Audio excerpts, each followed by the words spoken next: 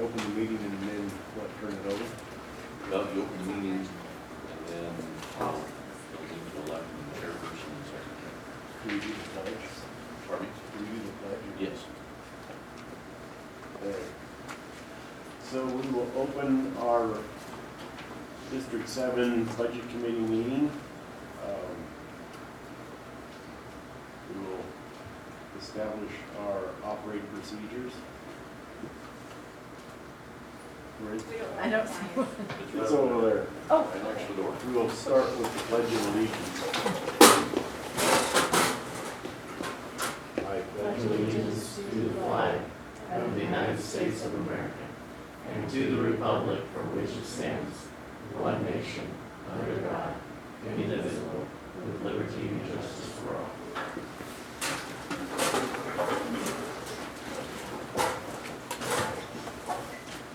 Alright, so establish operating procedures. We need a chairperson. Who would like to chair the meeting? One of our volunteers.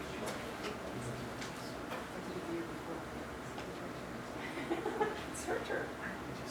No, you haven't done it. I nominate Teresa. Motion's been made and seconded to nominate for railroad. Decker. All those in favor say aye. Aye. Anyone opposed other than Teresa? Motion carries. We will turn the meeting over to Teresa. Let's see here now what I need to do. So, operating procedures. We must have 6 budget committee members present to conduct the business of the budget committee. I think we have enough, 7. Any member may call for a straw vote to include, adjust, or delete items or amount of money from the proposed budget. The majority votes will decide the action taken. All committee members are encouraged to request additional information or to give opinions on any item. Salaries, Object 100, and benefits, Object 200, are the responsibility of the Board of Directors and are subject to be ratified or to ratified collective bargaining agreements. Okay, so it looks like Mr. Gallagher, we've got a budget message. Yes, Madam Chair. If you look in the draft budget book that's in front of you, about page 4, you see the superintendent budget message. And that is a message that's required by law that I submit as a part of the budgeting process. Feel free to read that as I go through the PowerPoint presentation. And the PowerPoint presentation is a little more detailed than that. Also in your supplementary packet, you should see a copy of the PowerPoint presentation that I'm going to go through. Looks like this, so you can take notes on it. And feel free as I go through the PowerPoint to ask any questions at any time.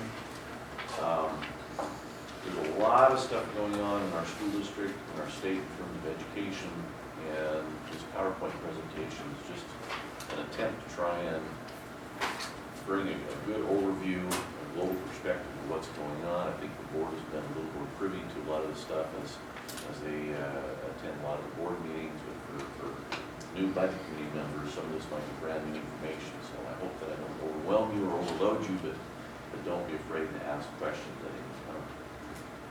This budget outlook is really the second half of the biennial, and I think that's important to note because there's going to be some differences in as the second half of biennium versus looking at the first half of biennium. So, next slide. Choose arrows. There you go. Good. I think everybody's familiar with the motto. District goal has not changed. Next slide. District direction, that really hasn't changed either from last year. I think it's fairly self-explanatory. District focus areas, those do change according to approved district goals. One of the areas that we've been focusing on this year is the teacher and building administrator evaluation tools development, and that's really required for Senate Bill 290. And it's also a function of the No Child Left Behind Act waiver that Oregon has gotten approval for. And it really significantly ties a new evaluation system for both teachers and building principals, to student assessment scores, and those sorts of things. So we've been working through that as a staff. A lot of the building principals have been attending some trainings. We brought in trainers for the staff also. Long-range facilities plans, we're continuing to look at our facilities, especially facilities with seismic, geothermal, energy efficiencies, 7 through 12 implementation. Full day kindergarten, we'll talk about that a little bit tonight because that's on the horizon for the board to look at next year for the 2015-16 year, as well as we're looking at property use. Next slide. Some more of the district focus areas, particularly in terms of Common Core state standards, response to intervention, there's the elementary level, dual credit expansion at the secondary level, the Innovation Learning Center, and how that pertains to what's called 40-40-20 goals. We'll be talking about that more in depth later on. Career technical education, or CTE alignment with the Innovation and Learning Center. CTE programs are like our ag and our business and construction. K-12 mathematics, particularly as it pertains to Common Core state standards. Language arts text adoption, advanced diploma program, teacher mentor support. Also instructional calendar days for professional development. That's just, again, a partial list of everything that we're doing in the district. Additional focus areas revolve around communications plans. So we're trying to put in infrastructure to enhance our district website. We're looking at some social media information outlets, also radio and print media, and enhance and integrate public relations officer duties in the district office structure. Also, the school funding that we're looking at, and I think the key phrase there is seeking creative funding. And we've certainly been creative the last few years as we've gone through this really painful economic recession. And continue to explore revenue and also potential bond options. Now, again, there's a lot of changes to the Oregon educational infrastructure. A lot of the stuff we talked about last year, but I'm going to review it again because it's still very pertinent. The Oregon governor is actually the new superintendent of public instruction, but he's also appointed a deputy superintendent. His name is Rob Saxon, and he's also appointed Dr. Nancy Golden as the chief education officer. And as long as I've been involved in education, we have never had this level and quality of educational leadership at the state level. Between Mr. Saxon and Dr. Golden, it's really been a breath of fresh air, and there's a lot of stuff going on at the state level in a positive direction. Oregon Education Investment Board, we will be talking about that a little bit more tonight.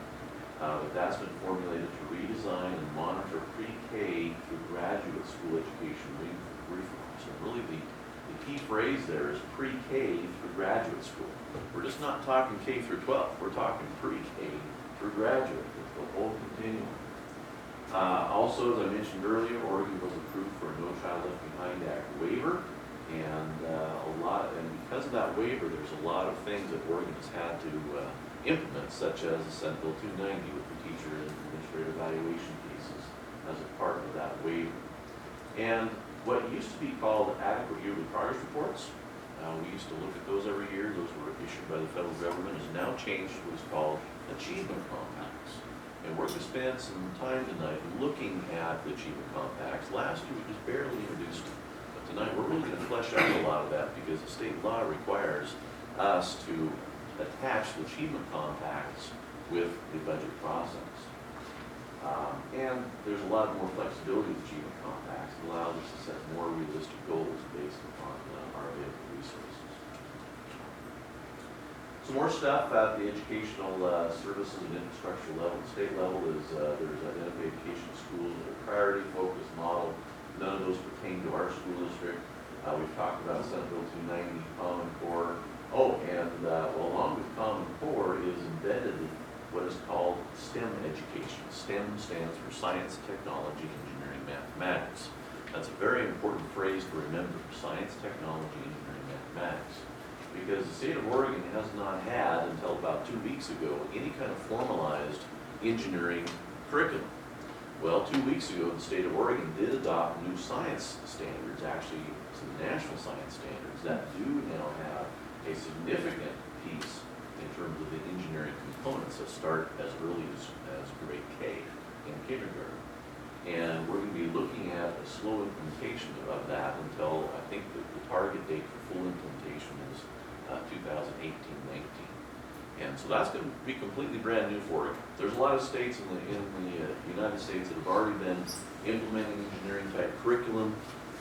Oregon has been one of those that has not. So this is brand new, and it's going to require a lot of professional development, a lot of more integration of curriculum and supplies and resources and those sorts of things. So that'll be an interesting progression to watch.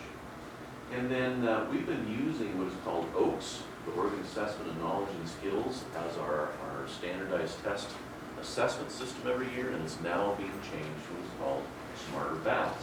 Not to be confused with butter.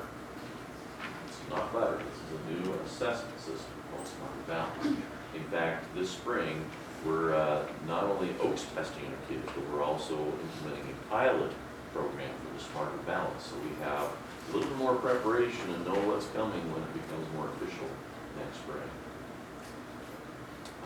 This does have a little more pertinent implications to us. In fact, right now, with our graduating class this year, is we do have some increased graduation requirements, and students do have to demonstrate proficiency in what are called essential skills, and it was phased in a 3-year phase-in process, and this year is reading, writing, and mathematics.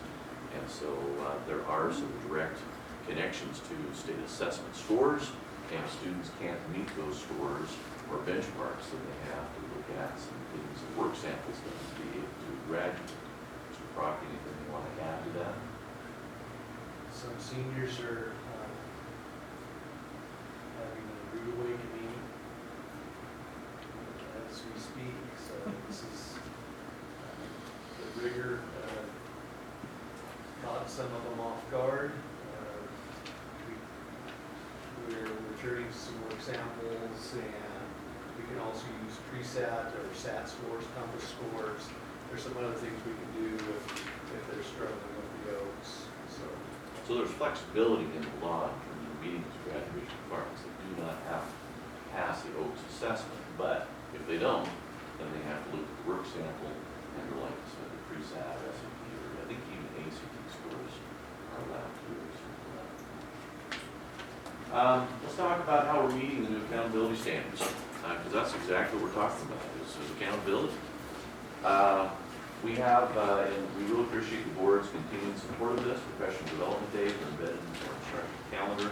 We use those quite a bit. I think there's a total of 4 days, and we're not counting the beginning of the end of the school year. We're talking embedded within the instructional calendar.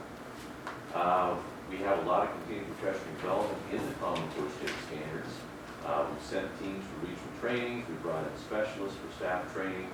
We're looking at continual updating of what we call plan for statements. Those are the statements that we follow in terms of, gee, what does Algebra 1 cover, or what does a speech class cover? We've been doing a lot of training in Smarter Balanced. There's a lot of funding that goes into that, whether it's federal Title 6B funds, or general funds, or in fact even the board passed a resolution, an MOU with the ESD last night. There's 2 funding sources from the state. One is called PLT, Professional Learning Teams, and the other one is the Secure Rural Schools Grant. And we'll be using that this next year for a lot of our professional development and costs involved with that. Response to intervention. I've got to tell you, this is probably one of the strongest programs I've ever seen at the elementary level. I've got to give a lot of kudos to Principal Cahill and his staff.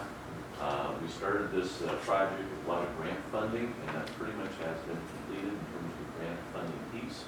Now we're just more in the monitoring phase, wouldn't you say, Mr. Cahill? Correct.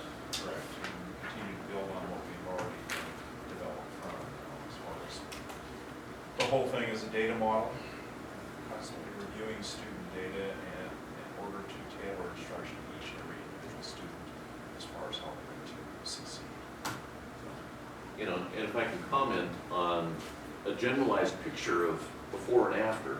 Before RTI, a student might be struggling in, Mr. Gallagher's classroom, say I was an elementary teacher. Well, it was kind of my job to try and work with that student, but now under RTI, there's a whole team of people looking at that student. It's not just my student, it's the whole school student, and it really breaks loose a lot of additional resources. There's students that might be pulled out temporarily just to get them boosted up or to get caught up to certain standards and get right back in. There's a lot of neat stuff going on. Each student is watched over very closely. It's a very, very impressive program. Next. Let's talk about the Oregon State Report Card ratings. Those ratings have changed. It went from a unsatisfactory, satisfactory, and exceptional rating system to a 5-tiered system, levels 1 through 5, 1 being the lowest, 5 being the highest. And notice that LHS came in at level 5, EMS came in at level 4, and then Fremont, ADA, and Union Elementaries are all level 3s. Level 5 means that LHS is rated in the top 10% of high schools within the state of Oregon.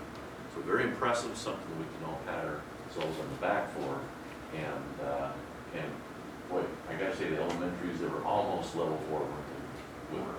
I'm just right there. And you guys have looked at the data and anticipating some great growth in the future.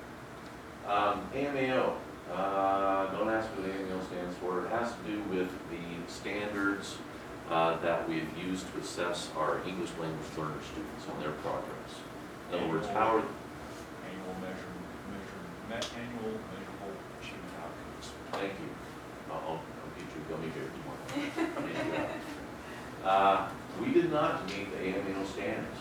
And the interesting thing is, Oregon has not received a waiver for the AMAO standards for the ELL students. Remember I mentioned that waiver earlier? You know, what used to be the adequate yearly progress report is now the achievement compacts. With achievement compacts comes a lot more local control, a lot more state control. You know, with the AMAO standards, we have not been, the state of Oregon has not received a waiver for that. And so we're still held to those extremely high standards. And so most school districts in the state of Oregon are also not meeting the AMAO standards. But it doesn't mean that we can't celebrate the good job that our ELL staff are doing. And I've got to say that we're doing an exceptional job, very much like the RTI program that Will mentioned earlier.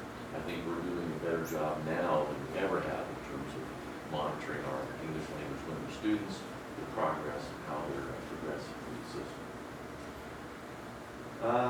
Let's see, we'll talk a little bit more in depth about achievement compacts in a little bit. So next slide. Dual credit expansion. We're continuing to build our relationship with OIT and specifically Klamath Community College to offer core academics and technical programs for dual credit. I was just talking to Mrs. Chavez today about that. I think there's still an awareness piece that we need to get the word out to parents that, gee, we need to be taking advantage of this. I've got to tell you, my own daughter, my oldest daughter, Kayla, graduated from Lakeview High School about 3.5 years ago, and she had about 20 college credits on her transcript that she received in dual credit programs here at Lakeview High School. And she's graduating this June, a double major in 4 years in psychology and economics. And I got to tell you right now, she could not have done it without that dual credit boost. And so it's saving her time, it's saving her money, and allowing her to go farther, faster, and that puts her one step above, you know, the standard graduate with just a regular, single major degree. So pretty exciting stuff. I would encourage anybody and everybody to really take a look at our dual credit program. We've been working hard in terms of getting our increased amount of instructors approved for dual credit. And there's also a lot of stuff with the ILC, and I'll talk more about that in just a second. So, let's talk about 40-40-20 goals. This is really the apex of what Oregon is trying to reach. And it's by the year 2025, so we're talking about a long-term goal. And what the 40-40-20 stands for is by 2025, the state wants to see 40% bachelor's degrees, 40% associate's degrees, or the equivalent of, and 20% high school diplomas. Well, okay, that's all nice and good, but what does really that mean? Well, it means this. This is going to require a 100% graduation rate from all of our high schools, for the whole state. Anybody know what the state high school graduation rate is on average? Yeah, very good, 68%. So we have a little bit of a gap to make up there, don't we? It also requires, of those 100% students graduating from high school to begin with, 80% post-secondary participation rate. In other words, 80% going on to college, or the equivalent of college. I want to make sure I use that word college very loosely. It could be a trade school. Military oftentimes is considered college. It could be an apprenticeship. There's a lot of different post-secondary educational training settings that one can go into. And then it requires 40% of that 80% of the AA degree students moving on to a four-year bachelor's degree program. So you kind of break it down, you think, wow, that is quite the goal. And it really is. If we're going to achieve this goal, access to higher education must be fluid and transparent and to begin to achieve 40-40-20 goals. And there's a lot of initiatives at the state level, a lot of efforts at the state level. A lot of it's led by Dr. Golden and Rob Saxon right now to identify the barriers to higher education. What are the barriers? And trying to figure out a way to eliminate those barriers. One of the challenges and the barriers that we've always had here in Lakeview is simply access because of our remote location. And so we'll talk about that here in a little bit. The ILC, the Innovation Learning Center, really is a great model for creating higher education access to a remote and rural setting. You know, if you live in Eugene and Salem, Oregon, and Portland, you got a community college or a four-year university right down the street. Not so in Lakeview or in Burns or in John Day. There's a lot of communities in the state of Oregon that don't have that immediate access. And so really what they've been concluding is to achieve 40-40-20, the Oregon University system has said we don't have the facilities, we don't have the staffing, we don't have the budget, we don't have what it needs, what the state needs to be able to reach this goal. We have to take higher education back to the community. We'll talk about graduation rates a little bit. I particularly picked on 11-12 because we'll see that here in the Oregon State Report card that I'll show you in a second. And it's also where I had a piece of data from the Oregon University system, the bachelor's degree. So notice that the graduation rate for bachelor's degrees in the Oregon University system in 11-12 is 59.8%. And that's after 6 years.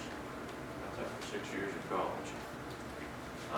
If you think about 40-40-20, we're going to have to do better than that, aren't we? And it's not just K through 12 that has to do better. It's also the Oregon University system that has to do better. And if you compare Oregon averages for what is called a 4-year cohort versus a 5-year cohort, you see the percentages there for Oregon 68.4, and that's the figure we mentioned earlier, and 72.4 for 5-year. And the difference between 4-year and 5-year is this. The 4-year is required as a part of the No Child Left Behind equity. And the 4-year cohort rate is not very, very friendly. It's very limiting, it's very stringent. In other words, it is simply the rate of the number of incoming freshmen, and 4 years later, exactly 4 years later, graduate with a regular high school diploma. So maybe you're a special ed student and you receive a modified diploma. Well, you're not counted in a positive fashion towards a 4-year graduation rate. So you get your GED, you're not counted towards that 4-year graduation rate. And so Oregon, because of the pushback on the 4-year, the one-size-fits-all figure, they said, you know, we really need to look at the 5-year cohort also, which does include those students that get their GED, or those students that, you know, something happened, they've got to come back for their 5th year, maybe it's just for a fall term and finish up their regular diploma.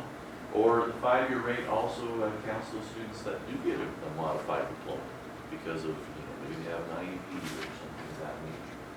So there's a lot more flexibility with the 5-year rate. And to tell you the truth, I like to put a little more emphasis on that 5-year rate because not everybody fits through a square hole. You know, and the feds usually like to come, and Mr. Gustavus and I were talking about that at lunch today, a one-size-fits-all type approach. And I struggle with it. So if you look at the comparison rates for 11-12 for Lakeview High School, we had an 88.1% 4-year graduation rate and a 98.3% 5-year cohort rate. And so those are some of the highest in the state, folks. Next slide. This looks at just the 4-year cohort graduation rate trend over a number of years compared with the state of Oregon and Lakeview High School. I apologize, I just noticed I flip-flopped the colors. I shouldn't have done that. I'll fix that. But you can see what the trend of Lakeview High School has been. We've always been above state average since 08, 09. I haven't looked at the data before that necessarily. And Oregon has been hanging in there in the high 60s or so as they just kind of move right along. High school dropout rate trends. We have been celebrating 0% for a couple of years. We went up to 0.5% and now we're at 2.25%. And I'm going to ask Mr. Crock to comment on this because there's more to the story. Like I've talked to people about is, yeah, there's the data, but what's the story behind the data? Mr. Crock, would you like to tell the story? The graduation rate dropped a little bit to 81%. We had five kids get their GED that counted against us. 2 kids got a modified diploma. 1 came back for the 5th year. And we had 3 dropouts. But happy to report after checking on those 3 that 2 out of the 3 have since received their GEDs. And there's only 1 of the 3 now that is a non-completer. So and that's an important point to keep in mind here. You said 3 got their GEDs immediately. Those were now counted as dropouts, unfortunately, right? Yeah, 5. 5 overall. Unfortunately, because the way that the state has to adhere to the No Child Left Behind Act waiver requirements, those are counted as dropouts, unfortunately. We don't recognize those as dropouts, do we? And you said 2 had modified diplomas. Mm-hmm. That's great. And so really, we only had 1 student that dropped out. And so if you really want to know the rest of the story, that 2.25% is, in my opinion, not that accurate. If we had 8 students that dropped out and they just disappeared, I'd be concerned. But we only had 1, didn't we? So, next. I think this is an important point, a piece of data to point out also is our SAT rate. We've had a long tradition, as you know, of really strong scholarship programs. And because of that, we have a high rate of students involved in taking the SATs, because that is one of the factors involved in receiving the Daily or the Collins McDonald Scholarship Fund. And so when you test more students, sometimes that dilutes your overall scores. So you might see some data that shows our scores aren't as high as the state average on our SATs, but you have to keep in mind that we're testing on average in terms of the state almost twice as many students on the SAT, which is a good thing. That's a real good thing for students to be focused on college and have a college-going mindset in that progression. This one I would take with a grain of salt at this point. The state of Oregon is just beginning their data gathering with this. And we'll talk about this as a part of the Achievement Compact, this is one of the indicators that the state is wanting us to start tracking, is how many students, it's not about what your graduation rate is or what your dropout rate is, of those students that graduate, how many are actually showing up to college? You know, it's very common for 95% of your graduating class to say, yeah, Mr. Gallagher, I'm going on to college, but how many actually show up in the fall? And actually, how many are still there come winter term? Well, there's a clearinghouse called the National Student Clearinghouse that looks at these trends nationwide. We receive what is called an Oregon University System report every year that shows the number of students that graduate from Lakeview High School that entered college at Oregon State, University of Oregon, Portland State, anything within the Oregon system. So we know how those students are doing. But what about a student that enrolls in Washington State University or Brigham Young University or, you know, who knows where, Cal Polytech? We don't know, and we just subscribed this year to the National Student Clearinghouse, so we can start to track that data. So I would say take this with a grain of salt at this point. By next year, we will have a much better handle on the data. Mrs. Chavez is working with the National Student Clearinghouse because we've noticed some holes in terms of the colleges. We know that there's some students that have gone to a certain college but it's not showing up on that report. So she's working with them right now to see if we can't include that in there because we want a real accurate picture of how many students are actually going on to college. Do you have data that goes back further than that? Or is that- You know, we have our own empirical data that we've tried to track for a counseling office, but it's dependent upon people sharing that data with us. It seems like the economic downturn could have a lot of play into whether people enrolled or didn't enroll or Absolutely. various. Yes, absolutely. And because there is some statewide data that does show that during this economic recession, the college enrollment has just shot up considerably. So yeah, you're exactly right. Trends like that do have an effect. Let's talk about a little more specifically in terms of certain things you're going to see in the budget. One of them is how we continue to work collaboratively with Lake County Educational Service District. Our ESD is very essential for us, and I know that some of you may have seen news reports statewide about a lot of the controversy with ESDs. In larger metropolitan areas, ESDs may not be as handy as in more rural areas, rural settings. And the main reason is a larger school district can afford to employ a full-time psychologist because they have enough students that they need a full-time psychologist. For us, for us to try and employ a full-time psychologist, number one, that's going to be too expensive for us. And number two, we don't have enough students this person is bored half the time. We only need them on a part-time basis. That's where our ESD provides a lot of these functions. And there's 4 particular areas that the ESD focuses on, and this is by state law, is special education, school improvement, technology support, and administrative and support services.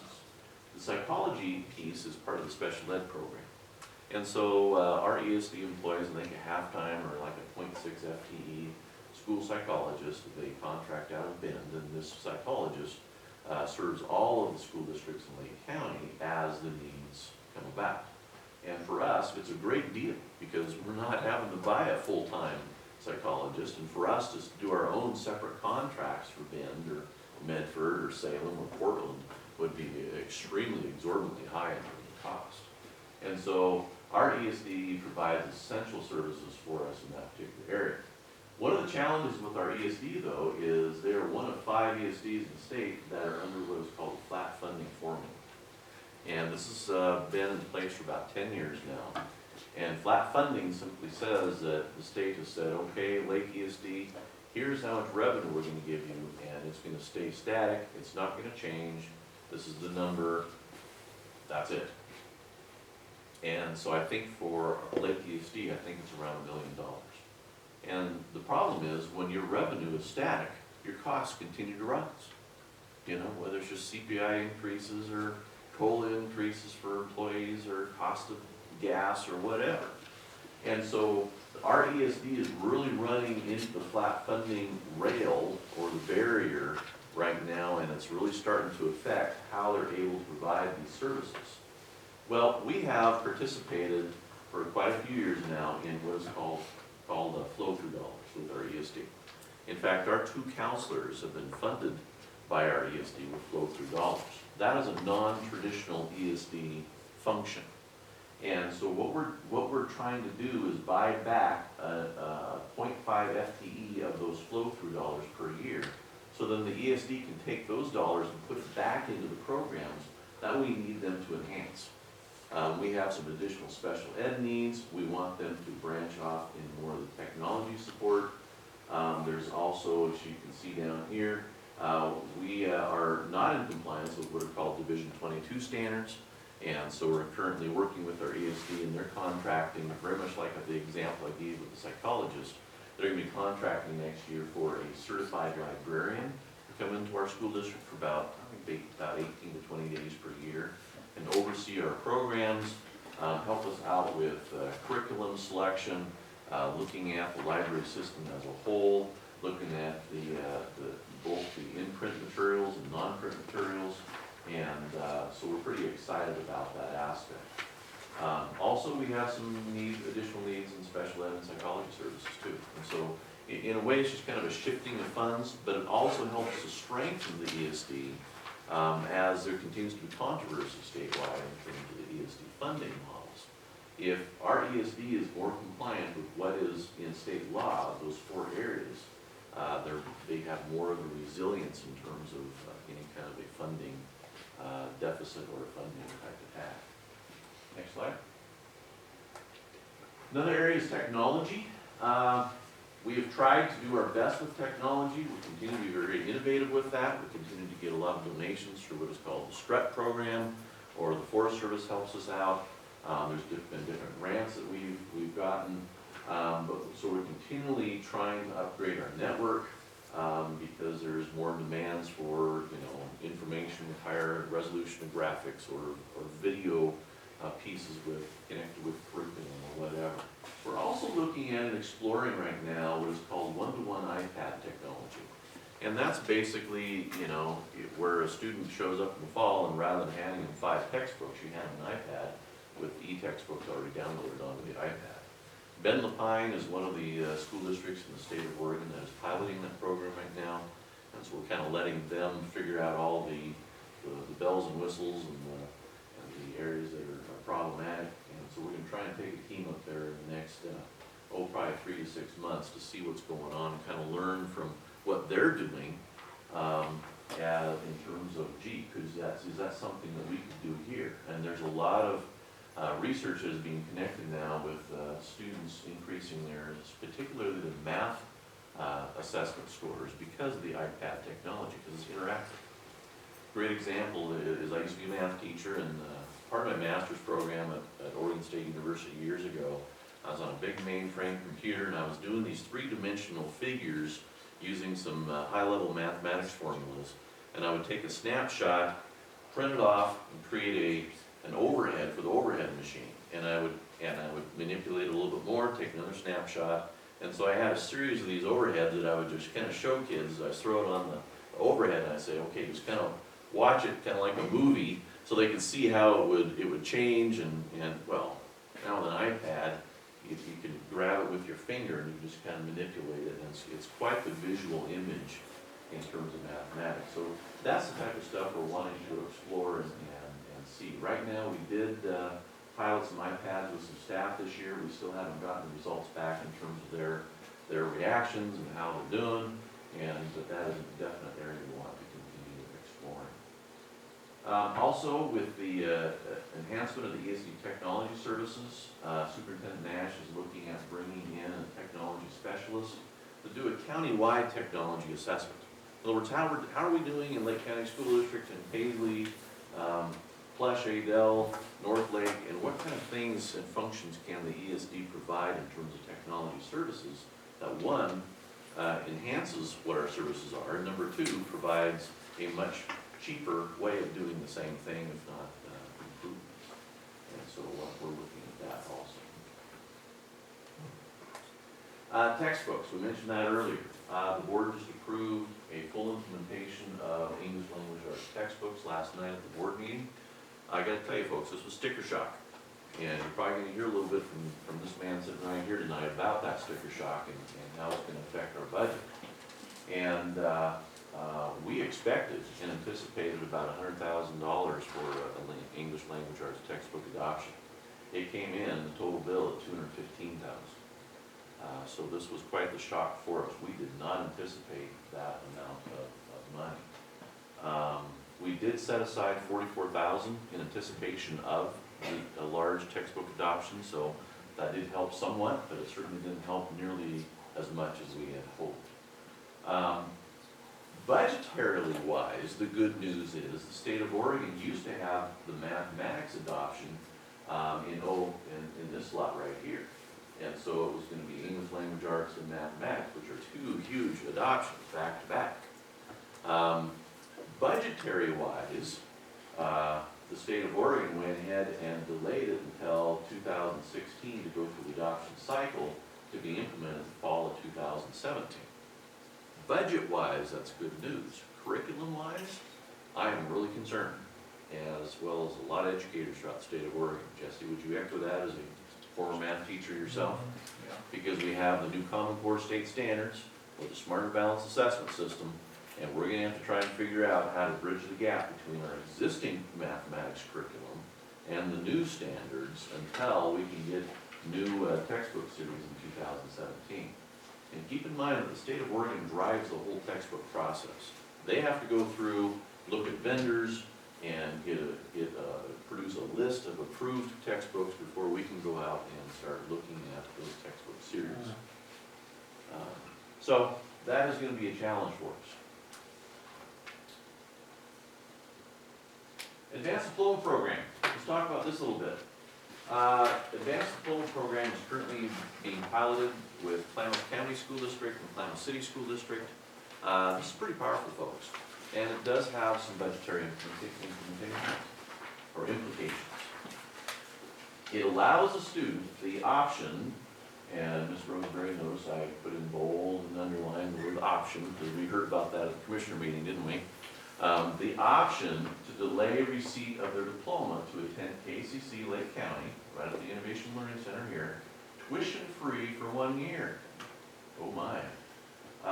KCC and Lake County School District number 7 receive state funding to offset the cost, and there's 2 ORSs that this is all legal. And the eligibility for this program is to complete high school graduation requirements in 4 years. They have to be accepted in the program, and we have to have available space determined by KCC's ability to deliver the program. So, how this works is, and we're still working through the memorandum of understanding, the board has not officially approved this yet, we're currently in negotiations, but a student would have to finish their 4-year high school diploma requirements within 4 years. That's prerequisite number 1. Number 2, they have to apply to the program. Number 3, they have to be accepted. Once they're accepted, when they walk across that stage, we do not hand them a diploma.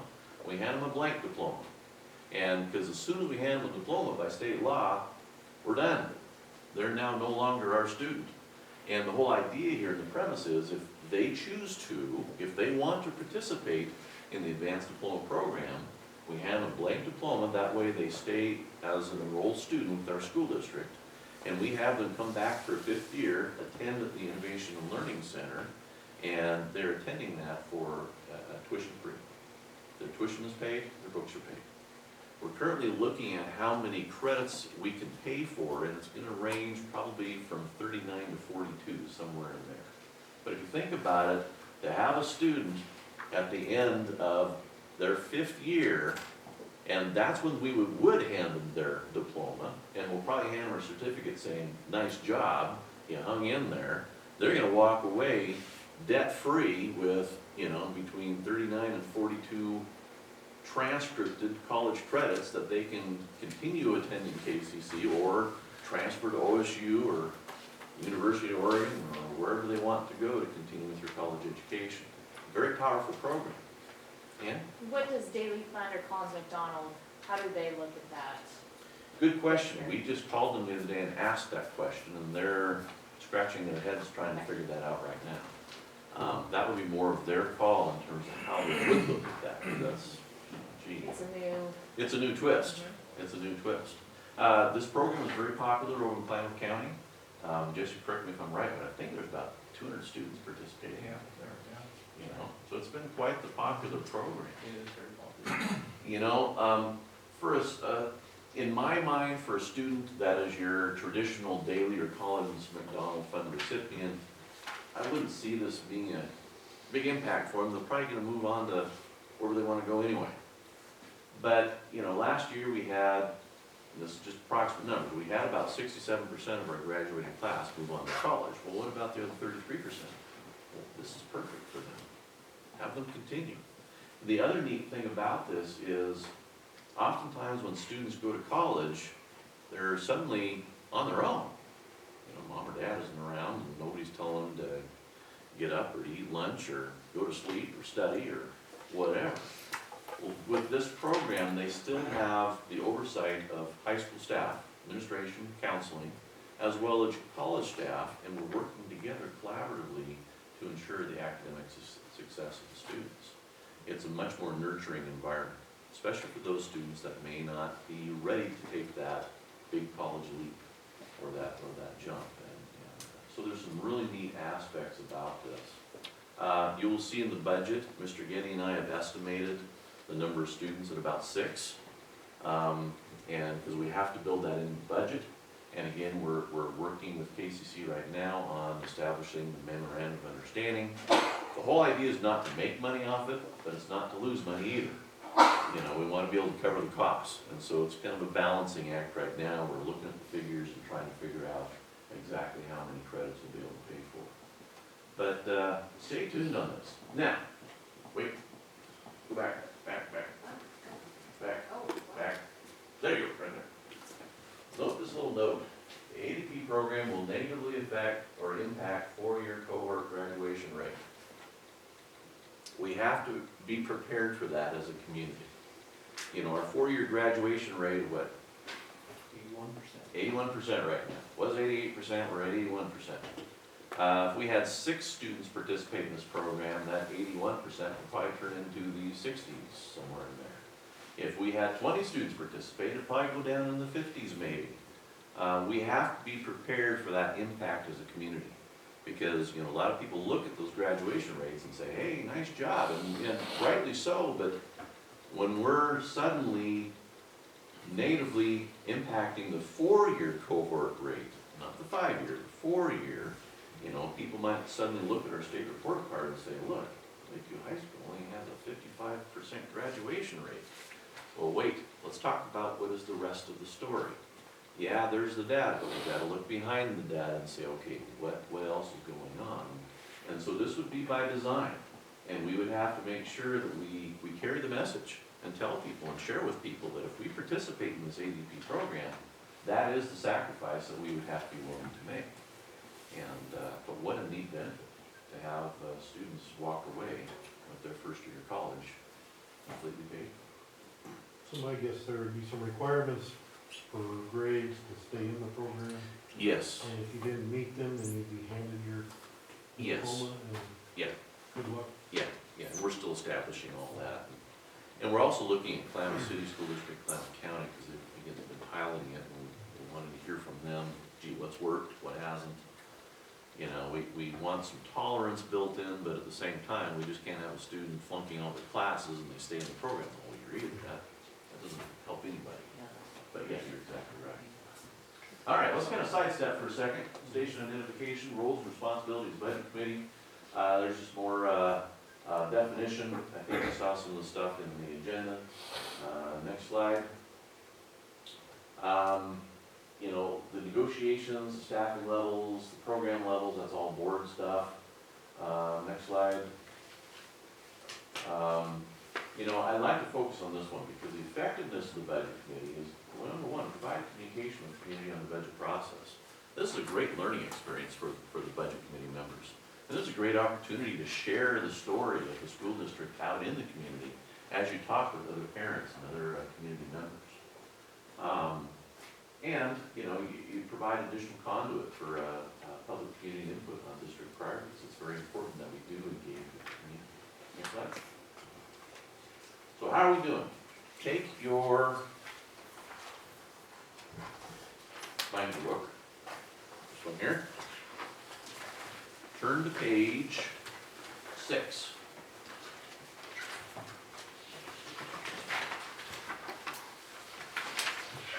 Please no eye rolls as you look at this. It's a whole bunch of data in regards to the Achievement Compact. And it's on page 6, page 7, page 8, and page 9. It's probably more data than you're going to want to really look at. If you look at page 10, that's where the school report card starts. And I think all we did was we included the district report card. If you want to see the individual building report cards, they're all on the ODE website. And they are at, if you see on the page that says from the district superintendent, on the upper right-hand corner, it says www.ode.state. That's the web address if you want to see the individual schools. But the school data in general is captured in this district school report card. Now, turn back to the Achievement Compact. So turn back to page 6. The piece I like to point out to the budget committee, and we'll focus on the different indicators here in just a second, but the piece I like to look at is at the bottom of page 6, under 2013-14, it shows the formula revenue of $6,307,572. Now, to the right of that, it says 2013-14 QEM calculation of district share. Notice that's 7.7 million, isn't it? gonna see a graph here in just a second that compares the current funding level of our district with what is called the quality education model from the state of Oregon. And you're gonna see there's a gap.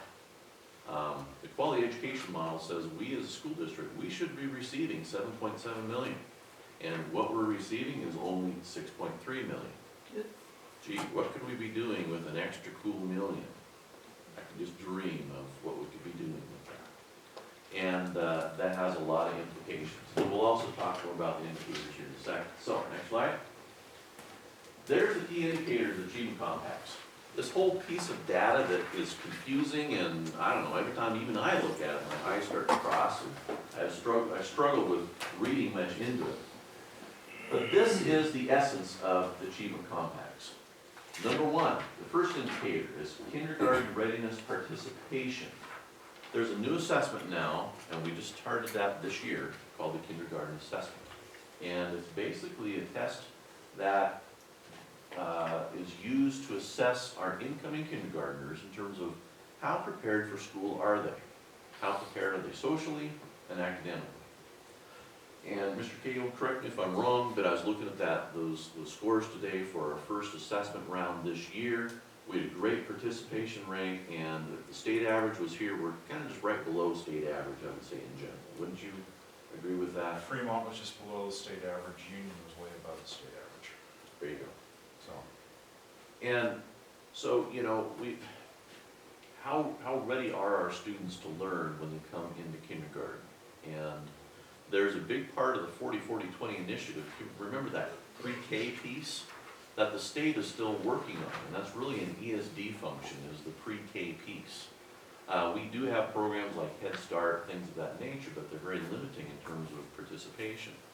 And I think the state is trying to look at, okay, how can we get more students to participate in these great reading programs and these basic mathematics and social adeptness type programs. The next key indicator is third grade reading proficiency. There's a lot of research coming out now that is connecting third grade reading proficiency with how a student does in their adult career. And there's even research that connects their reading proficiency with whether they're in prison or not. And so there's a lot of emphasis being put on the third grade reading proficiency. Fifth grade mathematics proficiency is the next key indicator. The next one is sixth grade chronic absenteeism. You know, the attendance rate of students is very important no matter whether you're in kindergarten or a 10th grader or a 12th grader or a 6th grader or whatever. I've been asked a lot, gee, why 6th grade? Well, good question. Apparently the state says there's some research connecting 6th grade, and we haven't found it yet, have we, Mr. Cahill? No, I've been through everything, and wherever it is, it's not to be found. We can't. So anyway, but it is one of those key indicators. The next one is 8th grade math proficiency. The next grade is 9th grade credits earned. The next grade indicator is 9th grade not chronically absent. The next one, which is a big part of the 40-40-20 goals and the Innovation and Learning Center, our dual credit, even our advanced diploma program, is 9+ college credits earned in high school. That's never been on anything before the achievement compacts until now. And so this is one of those key indicators that the state is saying we want to see strong dual credit programs available for our high school students. Next one's high school completion. We just talked about graduation rate. Next one is that post-secondary enrollment piece. Remember the National Student Clearinghouse, which we talked about? And so that is another piece that they're wanting us to really focus on in terms of our achievement compacts. Next page. Actually, go back one page. In your handout, you should see what is called an achievement compact report. It's behind your agendas. It was behind your agendas. It's labeled achievement compact report. And the 3 board members that are here tonight, I'm trying to kill 2 birds with 1 stone. State law requires that I produce this report for the board with recommendations by May 1st, and so I'm just building it into the budget process so we don't have to hit it twice. Thank you, Mr. Gallagher. Okay. You're welcome. All right.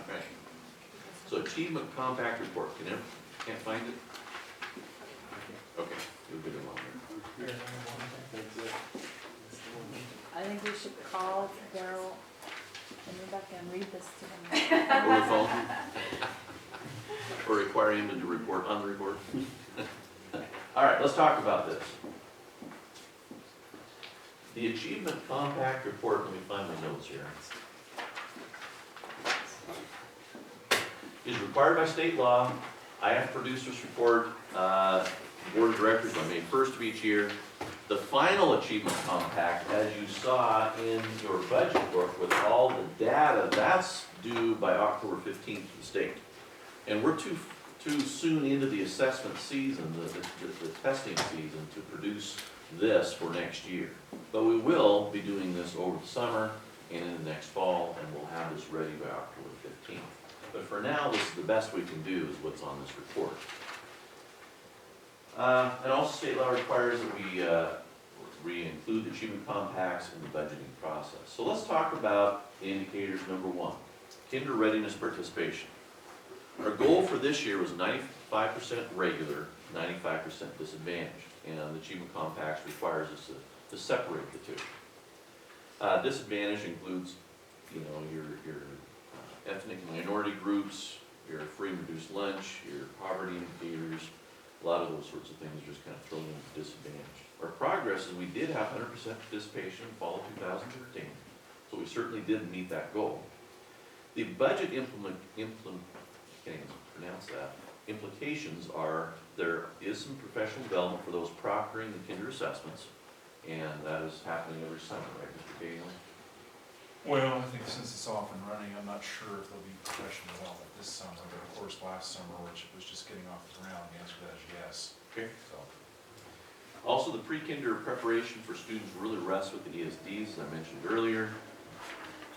I also included a little piece on the full-day kinder piece, because starting with the 2015 school year, the state funding formula will finally allow a full FTE of ADM of dollars coming from the state if you have students that are participating in full-day kinder. Right now, we are only piloting full-day kinder out at Union, and the main reason was we had the capacity to do so. And it's also, we're piloting a lot of the curriculum in anticipation of the district implementing full-day kinder, but that is a decision that the board will have to make next year. And I see a couple of options with that. We could continue with the existing program where we have Union only doing the full-day kinder and then in-town doing half-day, or we could create a system where it's really parent choice and then we just kind of staff things accordingly, or we just implement full-day kinder district-wide. The challenge is this: we may suddenly be receiving an extra half a ADM for those kinder students starting with 2015-16. But the state legislative assembly has not, to this date, increased the amount of K-12 funding to accommodate that. And statewide, it's going to cost the state an additional $280 million to implement full-day kinder just in staffing costs. That does not include facilities, that does not include cafeteria food service, does not include supplies, you know, all those other extended costs that goes with that. And so theoretically, you could be doing the old walnut shuffle. You may receive a full ADM for these full-day kindergarten kids, but it's going to dilute your ADM you receive for all of your students. And so really what the district gets, and I'm talking theoretical here, you know, what the district gets is exactly the same amount of revenue, but now we have to hire additional staff, and for us it'd be an additional certified staff, and we have to find the facilities and the resource supply dollars for that. And so the board is, you have to take a look at that next year and try and figure out what we want to do with that. It is an option. It is not required to go full-day kinder, but it is something that we will have to look at, and it does have budgeting implications. Third grade reading proficiency, our goals were 70% regular, 40% disadvantaged. The progress is we had 95 completed the assessments during the first round of OAKS assessments, and after the first round we have 68% that have met, so we're very close to meeting that target. I did talk about how serious this target is in terms of research. We do have a lot of our federal Title I resources that are focused elementary-wise in terms of reading enhancement. We do have one certified reading instructor and multiple classroom aides assigned to that. And 7 years ago, we used to have a lot of flexible funding within our Title I funds. Now it's just all going to staffing because there's been a slow dwindle every year. What, about 10, 15,000 per year? And the 10%. 10% per year, and after a while, it adds up. And so, but we still do have a federal Title I program at the elementary level, and we have talked about the RTA. 5th grade math proficiency. You can see the goals there, where our progress is, and the budget implications in terms of Common Core. I talked a little bit about more of the STEM, the science, technology, engineering, mathematics. There's that materials adoption schedule there again. It shows where mathematics is for 2017, which we're all pretty concerned about. If you look at indicator number 4 on the next page, 6th grade chronic absenteeism. You see the goals there. The progress, we're making good progress in terms of our attendance rate at the 6th grade level. In fact, it's one of the building goals this year, and I think it's important to note that it's vitally important for parents to ensure their children are attending school. Oregon does have a mandatory school attendance law, but does allow parents a great deal of latitude on eligible excuses. And we'll talk about that here a little bit more in depth in number 7 down there. The 5th one, 8th grade math proficiency. You see the goal there. We really don't have enough sufficient data to really make any kind of determinations at this point. Again, it's just too early in the assessment season. Number 6 is 9th grade credits earned. You see the goals there, and based upon our first semester stats, and Mr. Crock can certainly comment more on this if you'd like, we did have a number of students fail 1 or more semester classes in the freshman year, and we kind of said, yeah, the current freshman class is kind of struggling. But the high school is doing a lot in terms of placing those students into immediate credit retrieval programs, trying to get them back on track. Also, and this is a budgetary implication in terms of, you will see in the budget, we have set aside a certain amount of money for our COIC program, but also we have an alt-ed program within the high school itself also. And so, you know, you're always dealing with, gee, what's the best interest of the student as well as maintaining our budget numbers. Steve, I've got to say that you guys do a good job with that. And it's not always just immediate, yes, go to COIC. It's a matter of, gee, where does this student best fit? And sometimes a little bit of trial and error, would you say, Steve? Move kids back and forth, we flex half day, 2 periods of the day, try a lot of different interventions there. There is some expenses, what is called Venta, which is the online curriculum that is used for a lot of our alt-ed stuff here on our campus. And we maintain about 8 licenses for that. And so there is some budget implications there. 9th grade, not chronically absent. You see the goals there. The district is currently meeting its target. When they're not, they're placed on attendance contracts when needed. Also, Steve and his staff has been doing a lot of home visits. Those have been producing some good results. Parents and students are responding to interventions. Students are becoming more aware of their attendance. And the next line says LHS currently has a 25.5% absenteeism rate school-wide with a 27.6% low-income absentee rate, according to ODE state reports. That's another one of those one-size-fits-all type data pieces.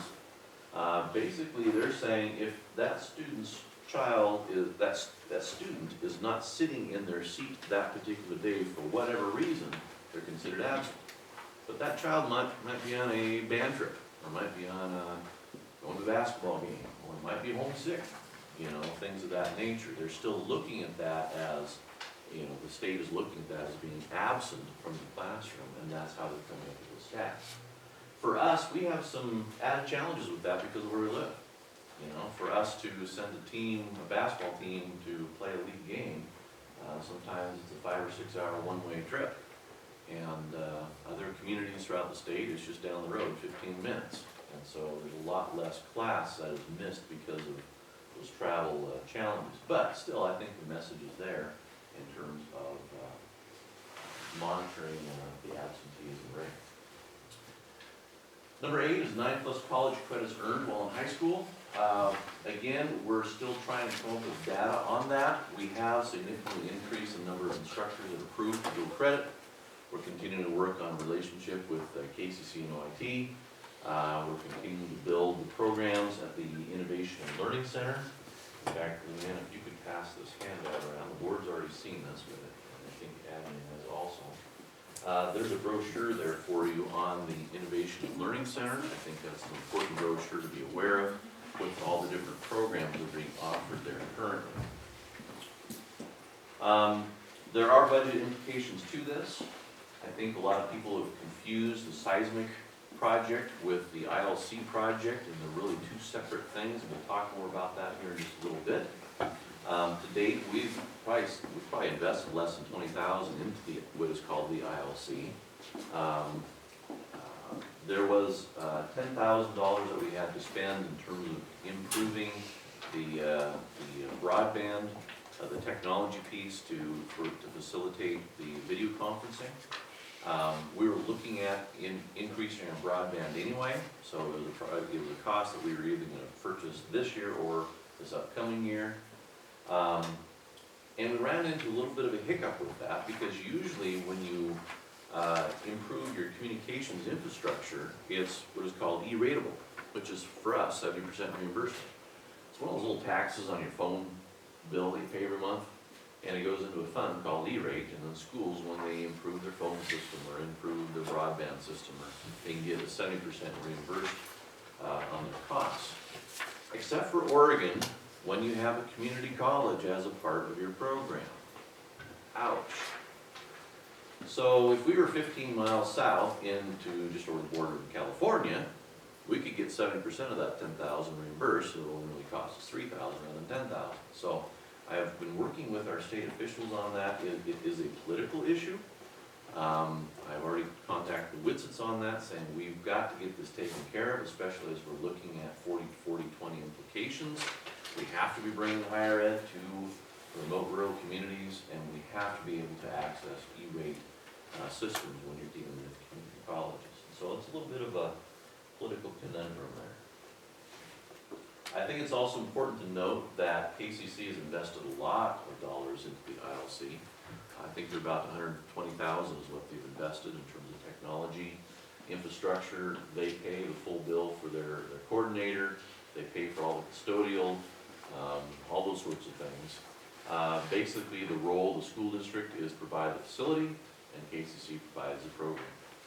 KCC is also very aggressive in terms of trying to come up with funding to add a second high-speed video conferencing classroom, because that really is the quintessential secret, and it's really not a technological secret. It's not a new technology, but it works for this particular avenue, because with remote areas, if I was an instructor and I wanted to offer a community college class and I couldn't get 12 students to take the class wouldn't go, because KCC wouldn't have enough money to pay the instructor. Well, with the high-speed video conferencing, if you just have 2 students that need the class, they can now join a class already going over in Klamath. And so the access to education suddenly is just, it's exponential. And so they're looking for funding for a second high-speed video conferencing classroom as we speak, especially as we look at starting the advanced diploma program. Because the single classroom that they have going right now, go ahead and go to the next slide. The single classroom they have going right now is, go one more slide. No, that's not it. I thought there was a picture. No, go back. We'll hit a picture here in a little bit. But the single classroom they have going on right now is pretty much scheduled from like 7 a.m. in the morning through 7 p.m. at night, Monday through Friday. And so we need to increase the amount of accessibility. High school completion, I think you can see that. We've already kind of talked ad nauseum about that.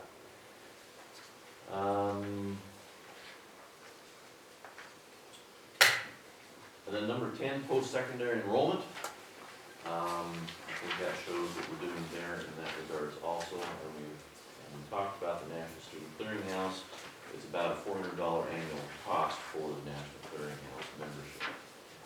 So in summary, if you want more information on Oregon Education Investment Board and 40-40-20 and achievement compacts, I did provide a website down here. If you just happen to be bored one evening and would like to do some more reading, it's a great website. All right, next slide. Facilities, north wing retrofit, seismic retrofit, $1.2 million grant funded, included $50,000 grant from Collins McDonald to help us with the overage costs.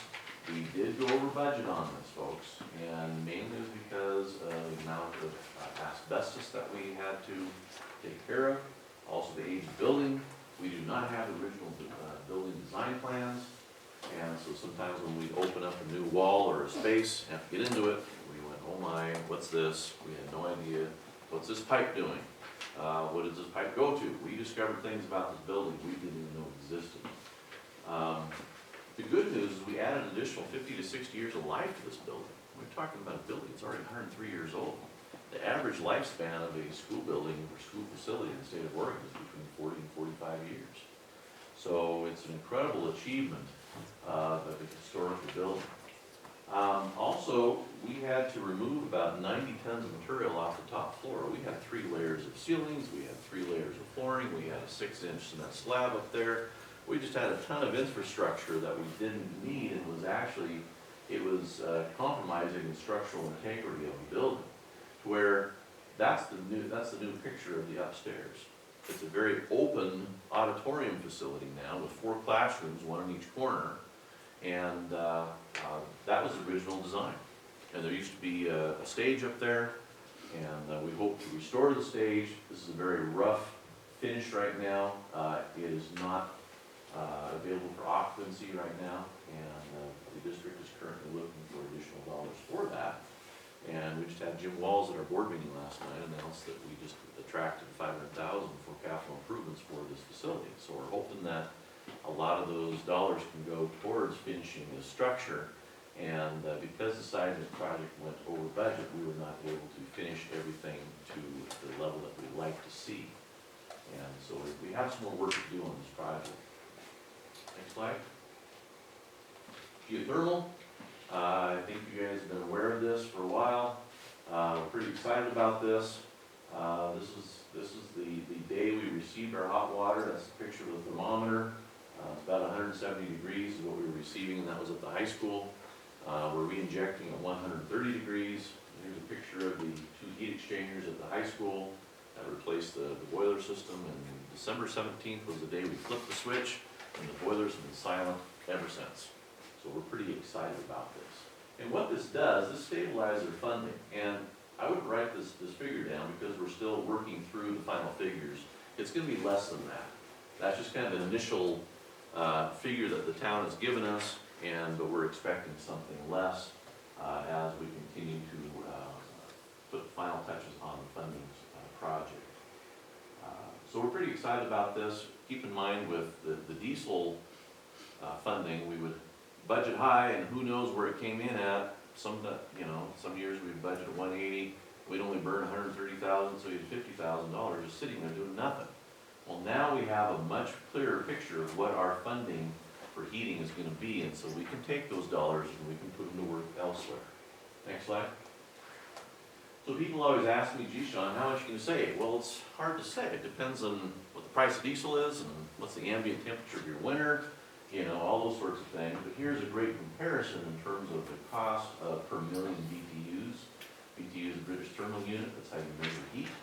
And you can see the relative cost of propane, heating oil, electricity. Heating oil is what we've been burning. And we did have to take out a loan. The city took out a loan, long-term loan, to fund the source project. And so you see the cost comparison there. And then once the loan is paid off, now look at the cost per million BTUs. Considerable savings. And so we're talking very long-term investment here. And over the life of the project, it's going to save this district a lot of money. So in summary, we've finished some seismic retrofits. LHS, Fremont Elementary, Demas North Wing. We finished the geothermal heating project, which includes air handlers, computer controls. We finished our lighting retrofit project already. Next steps is we have what is called Senate Bill 1149. And we're wanting to use those towards window change-out. Because these wonderful windows that are right behind me are 1960s vintage, and we can't buy parts for them anymore, and they're single pane, and half of them are screwed shut because they're broken. And we would like to put in double pane, more energy efficient. We also have windows at 80 Hay that are north facing, no, south facing, yeah, north facing. Oh, both. Actually both, but you know, the north facing ones are the ones that do not receive the sunlight in the winter time, and they're 12 feet high, single pane, and you get up next to them, you can feel the cold air coming in, and it compromises the heat that's coming out of the radiators, and it's a really inefficient system. And so we would like to try and reduce that window footprint and put in some nice thermal pane windows. Solar farm, that's another story for another day, but we're still kind of waiting on an ODE grant award to see if we receive that or not. But the plan is to put a solar farm right next to the district office in that high dollar alfalfa field. Oh my goodness, we're gonna lose that alfalfa. It's on the west half, and then on the east half is a planned soccer field that Rotary is currently fundraising for. And that is a big story within itself, and I'm divulge you to right now. There's that $500,000 grant that we're talking about. That funding will not be available to us until March of 2015. So we have some time to strategically plan how those dollars are going to be used for the DMS facility. And we're also anticipating another round of seismic grants coming up. We still have buildings that we want to retrofit, because all of our buildings are rated by FEMA as 100% collapse in a major seismic event. We'd like to apply for 80 Hay. We have the south wing of DMS we'd like to do. We doubt if we'll ever get funding for the ag shop. Unfortunately, when the engineers looked at that, they said, well, we could build a 4-inch cement wall on the inside, all the way up to the ceiling, and a 4-inch cement wall on the outside, all the way up to the roof, and completely encase it, and there's your seismic retrofit. But really, the cost of that, you might as well just level the thing and build a new building. And so I doubt if we'll ever receive seismic grant funding for the egg shop, but we still have other facilities we'd like to retrofit. Because we are in a very seismically active community. Innovation and Learning Center, you have the brochure on that. We've talked about the different modalities. We've talked about the funding, the MOU with KCC. Next slide. There's that picture I was looking for. That's a picture of the high-speed video conferencing classroom. You can see a student sitting right there. That's the professor over in Klamath Falls. That's what the professor is showing on the overhead in Klamath Falls, and so the students can see it.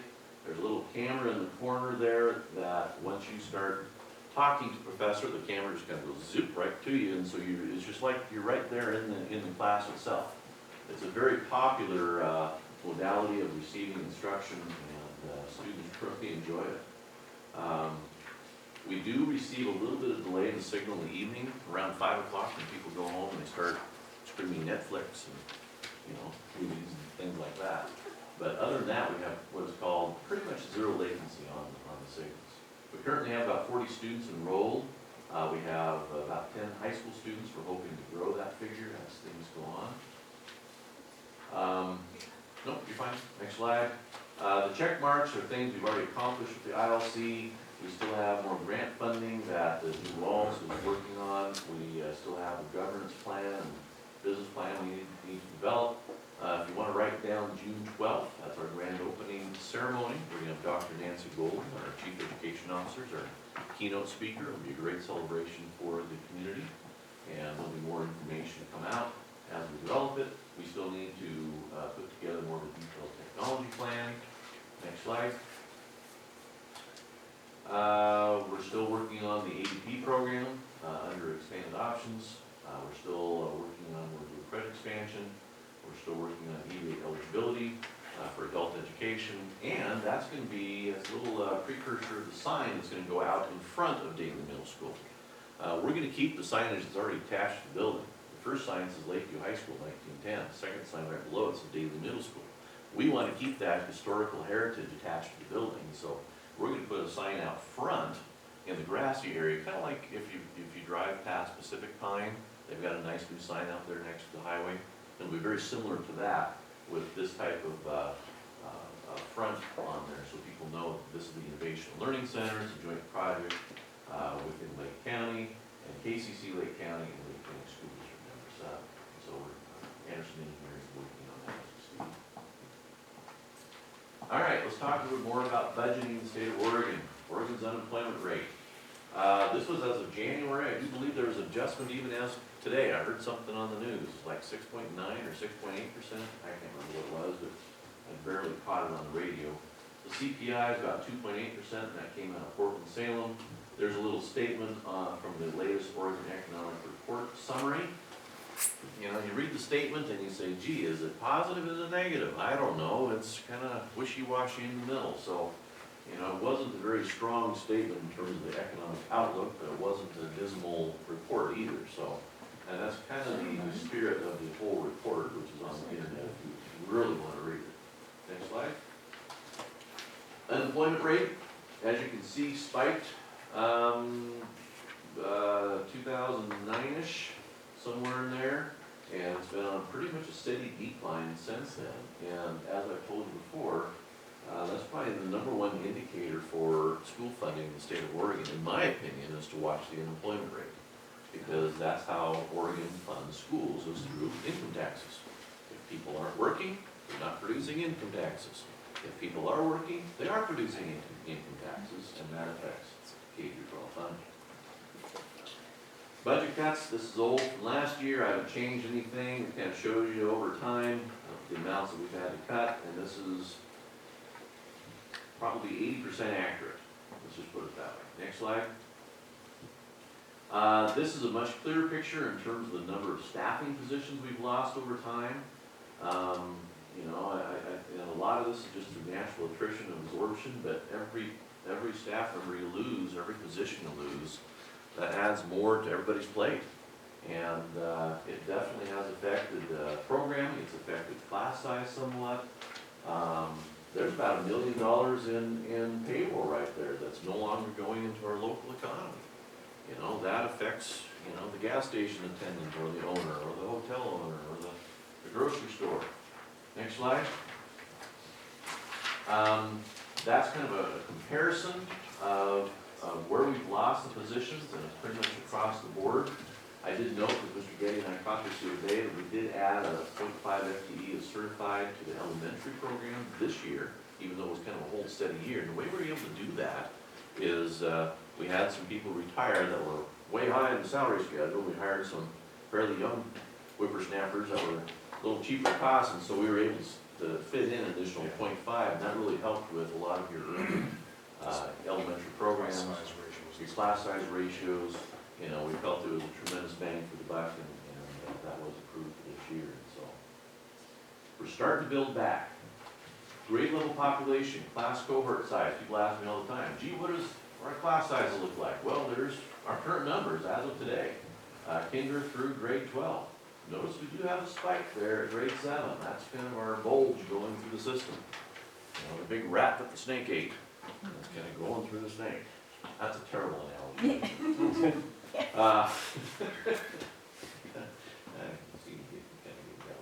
Next slide. Class size frequency chart. I think this is something that people are very interested in. Gee, what do your class sizes look like? Well, depends on what you're looking at. And is it core academics? Is it a master schedule issue? There's a whole bunch of things. But the elementary, you know, class size range of 20 to 25, you have pretty much about 63% of your elementary classes in that range. And from 26 to 30, you have about 37.5% of your elementary classes in that range. And then you can kind of see what the stair step is for the secondary level. Most of your classes at the secondary level are, you know, less than 20.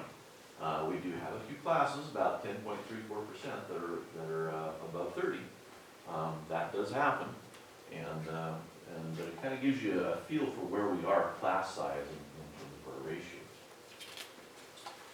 Here's that QEM chart I was telling you about earlier. And the piece, and you might even want to circle this on your handout, is this piece right here. See that $2.44 billion gap? Remember that piece I pointed out even on our achievement compact, that we should be receiving 7.7 million rather than 6.3? That's that gap they're talking about at the state level. You know, what the quality education model is saying is, if the state of Oregon is expecting this kind of results, we need to be funding education at this level. But instead, we're funding education at this level. And so that's what that report says. And there's a huge analysis of this on the web. All you have to do is just Google Oregon Quality Education Model. It'll pop right up. And it's really not that bad of a read. It's put in a very, very nice format. I think it's like maybe 20 pages long, and there's some great information in there if you're really, really interested on the state level. Next slide. This has changed a little bit from last year. Last year I had the contradiction as accountability and standards going up exponentially and the revenue going down exponentially. Well, we're starting to recuperate a little bit here, folks.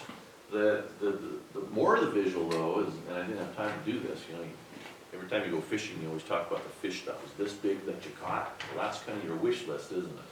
Well, that's what we wish we had, but we really only have revenue of this much.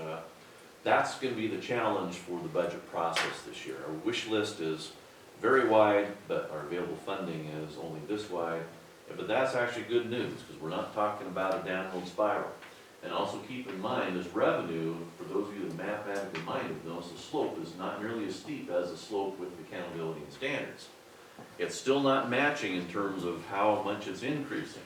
And you also have to keep in mind, this upswing in revenue is after years and years and years of a downswing. And so we're just starting to pull out of that and starting to go in a positive direction. Let's talk about some other closely monitored variables, student enrollment. Next slide. You've seen this graph before. I was updated every year. Kind of shows our district enrollment since 1967 or 68 when we had close to 1,400 students there. And district-wide, and we had a spike around, what year is that? 97, 98, somewhere there. And then the last couple of years, we've actually increased slightly, and that's good. You know, we want to keep it coming. The more students we have, the more it generates in terms of revenue, and the healthier our programs are.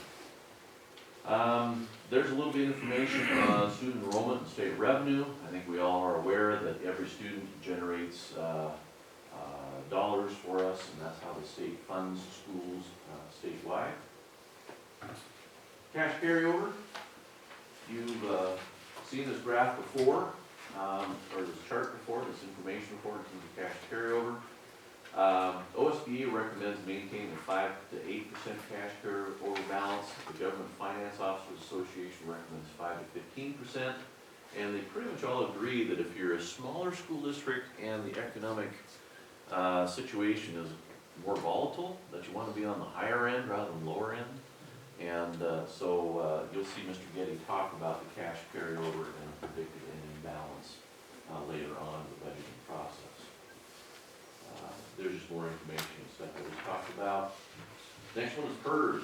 PERS is always one of those hot topics. Really, to give you a graphical image here, the liability is this red line. The assets for PERS is the blue line. Notice it took a huge nosedive around 2008 or so, and that's when PERS lost a lot of its funding. And so we have a funding gap right there. Next slide.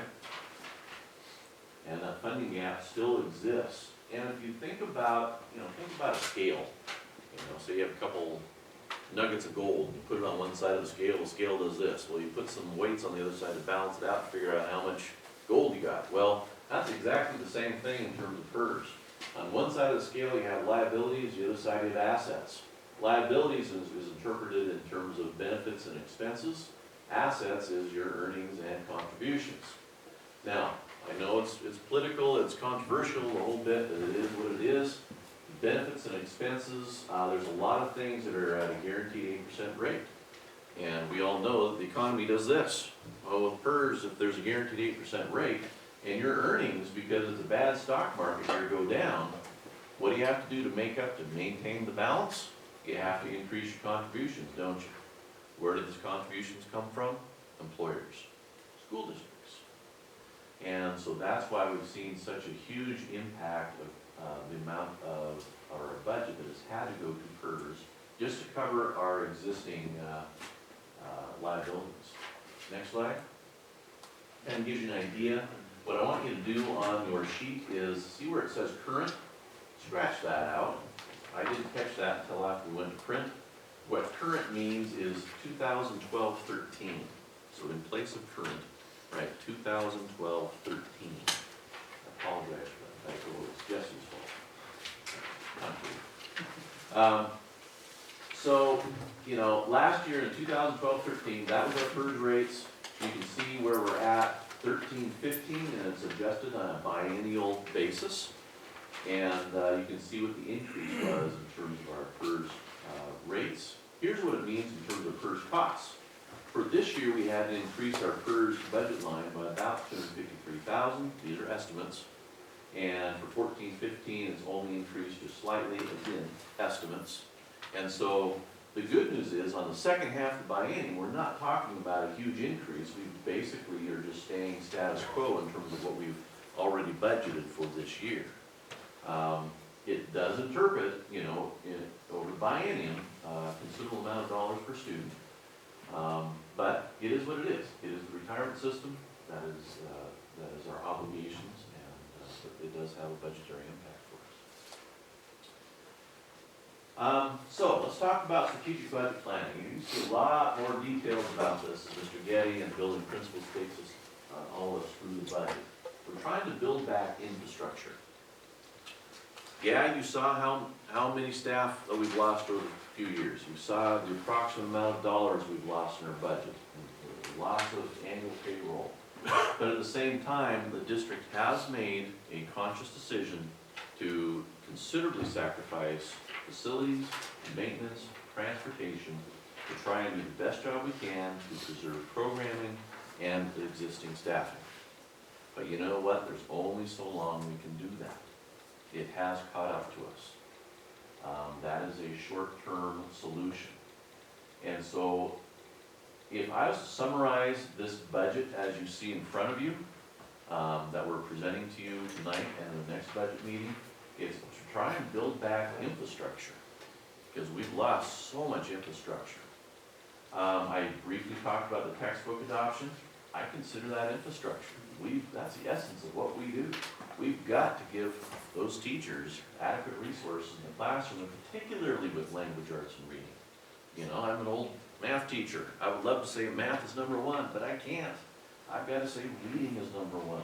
If you can't read, you can't do math. If you can't read, you can't read the driver's ed manual. Reading is essential for everything, and the research clearly shows that.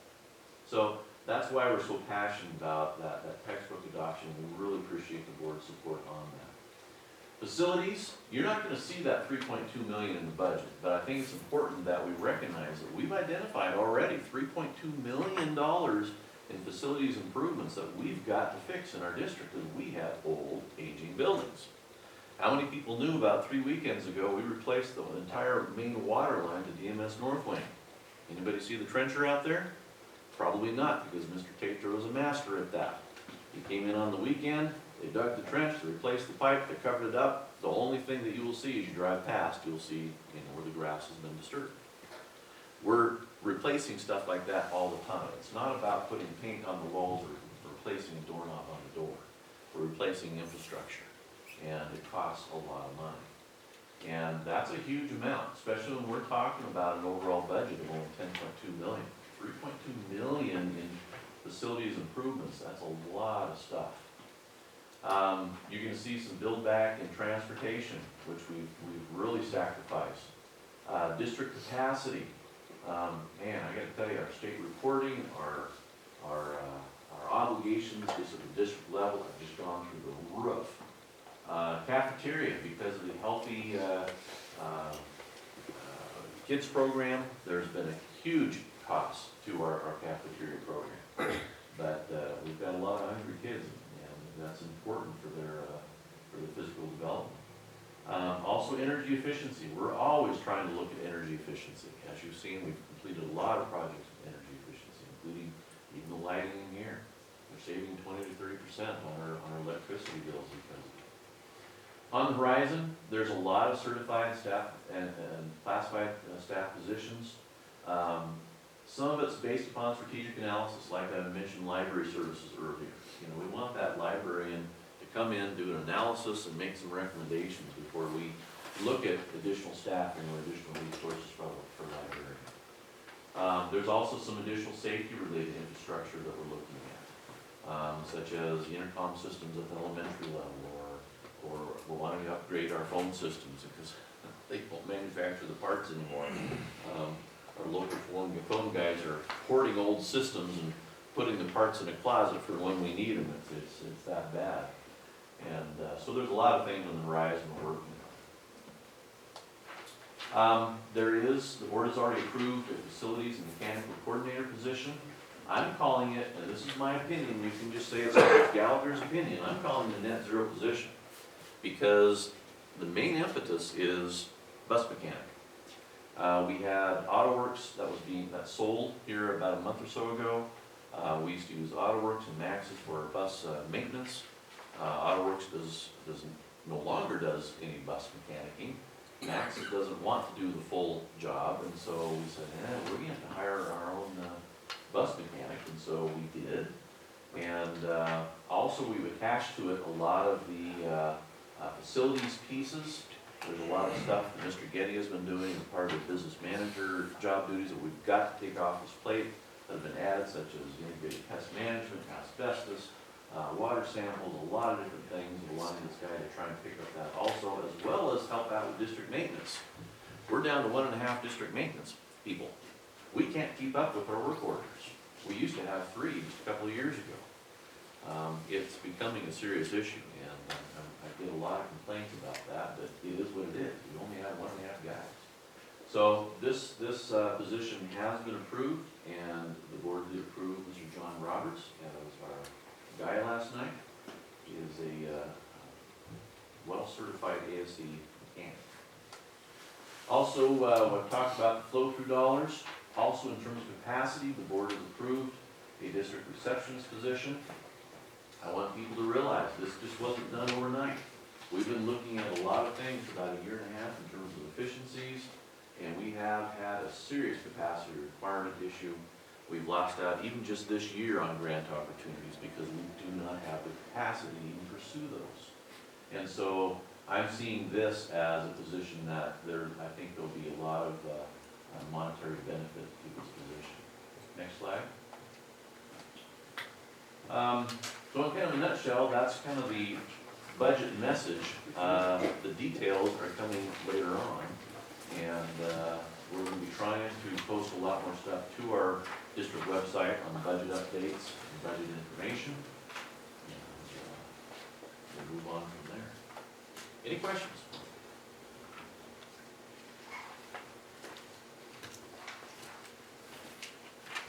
Okay, thank you. Next would be Mr. Getty doing a revenue presentation, but before we do that, do we want to take a 5-minute break or jump into it? 5-minute break, stand and stretch? Sure. I'm jumping on this guy.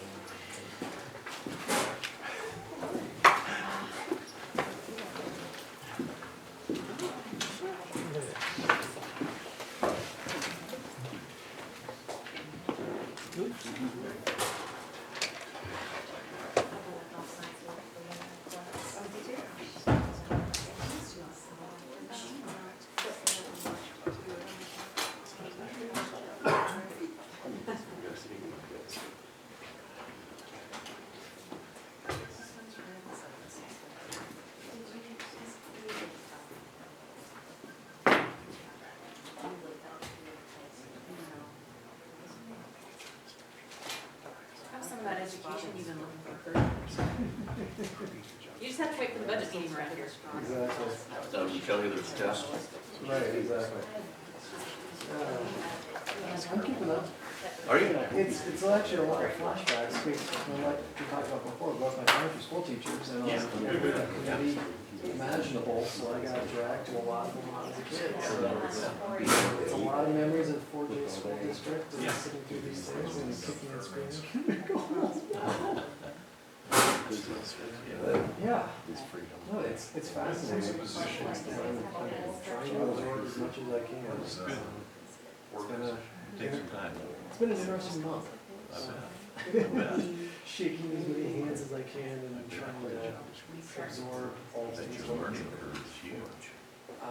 It has been. Yeah. But surviving so far. I haven't fired yet, so I guess I did something right.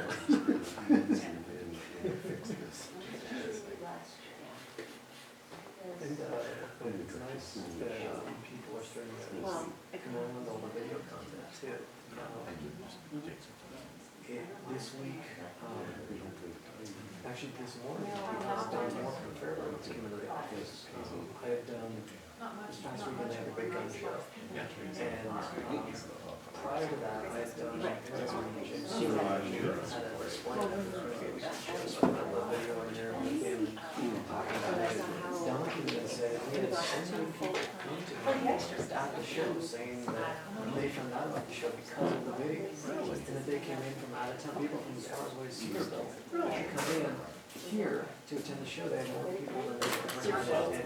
Because they saw the video that we posted. And we were there till 11 last night. This morning, Donkey Now you know I do our record. car, so what's happening this morning? What's happening? We can't make it. It is a little bit painful. I know. So, You should have said you get some penalty for it. that would have been. Yeah.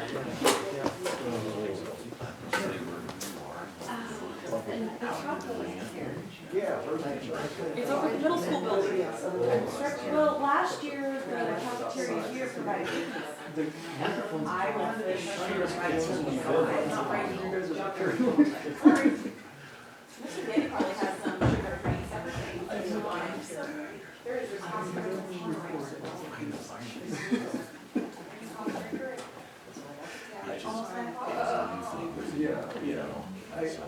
I chose.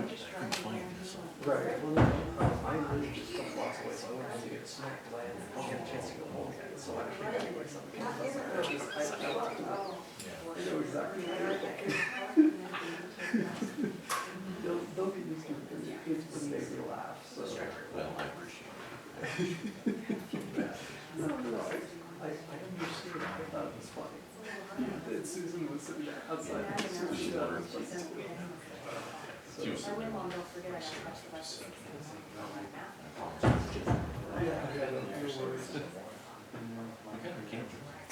It is a community G3, which is the top of the line, like I can do, production comes out almost as well as cameras. This is how this look that I've got going on, this is how I'm going down. Going in my pajamas and my slippers, and if I break down, Lord forbid, I will walk you down, just like this.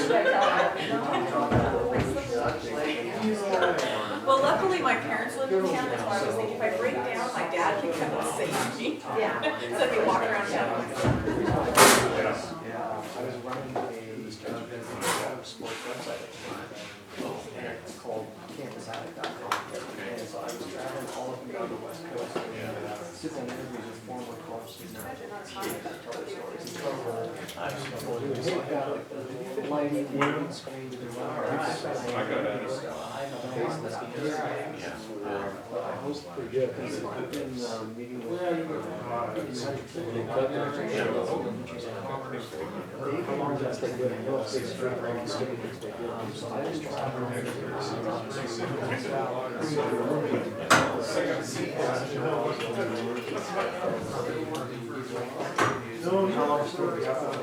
Hey, how are you?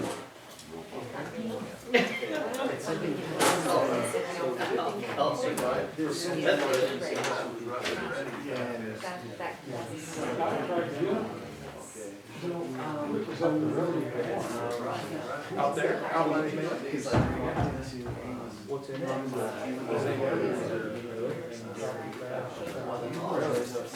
that'll probably get later, so teachers.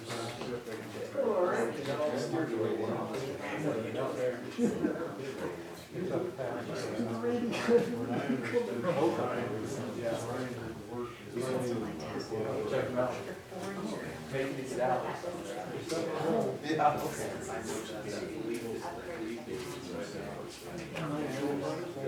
It's been in Lake County for 100 years. Yes. And we have an artist in the newspaper. I think that's the kind of thing they do. If I'm not covering a meeting or working on a video. Nope. I've been lining up interviews with people in Silver Lake and Christmas Valley. I'm gonna make a road trip in the next couple of weeks. For the high school students, a couple of And so they can we'll get. let you, so, This year I did the school district with the library. So even once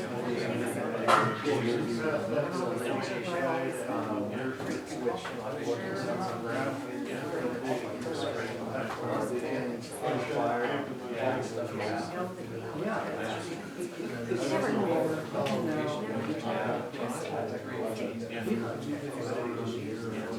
so,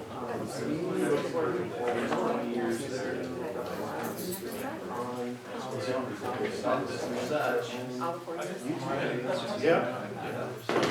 State. Class of 93. That was before the class.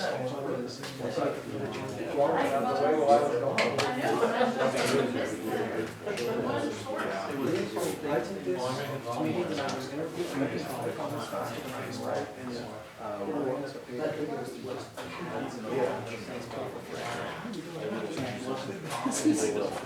This is great.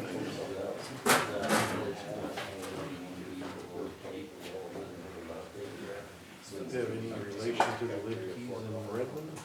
You know, I think that question a lot since I came here. The fun, oddly enough, I met one of them. Which then they when I lived in kind of Los need a one Angeles, level. Randy Yeah, Liedtke like with a map LA would be nice, because they yeah. had meetings. Yeah. And I was Yeah, working in and the that, pitch entertainment that to industry you, and all as that. this is gonna be a And map. he was at a 101 event requirements, there. it's not. And so when I think that, I think introduced me that's to the him, big trend. I His think dad that's was, part of it. his dad was my boss. Sometimes credits and transfers get my name. Couple months. I grew up in Eugene, and our family came from Hermiston. Yeah. But I've heard there's a family in Bend, no relation to it, so. But one of my best friends in Eugene was their next one. Okay, Crazy. are we all back? Ready to get going? Okay, Mr. Getty, would you like to lead us? Okay, and to start off, I have a question for committee member Ann Crumline. What do you know about our federal forest fee? I just distributed today. The Lake County School Districts shared 583,000. I think School District 7's ADM on a percentage of the county is about 67%. Probably. Doing that off the top of my head, so I think District 7 is only 388,000 Okay, so we're digging in. just today. I was afraid it wasn't.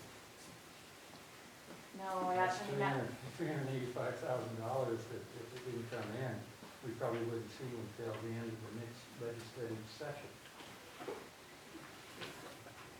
So that's good news. very good news. Now the work begins on Okay. mandatory appropriations. We'll start off with this book here. Now, by law, we have to present you with a budget document that shows the last 2 actual years, the current year, and the proposed budget for next year. If you'll look on page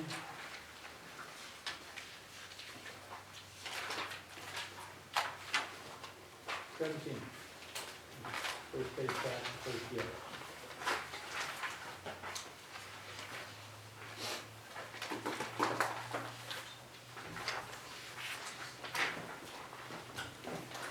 Here's a list of all the funds that are inactive and active.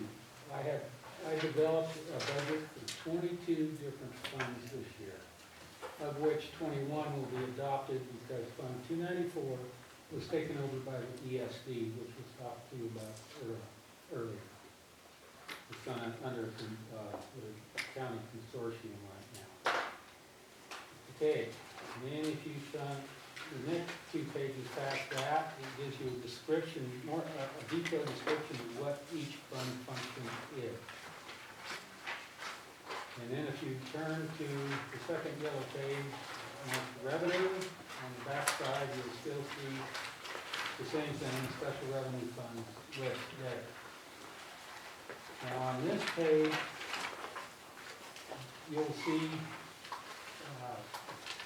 the different variety of funds. And this page summarizes the 200, 400, 600, 700 funds.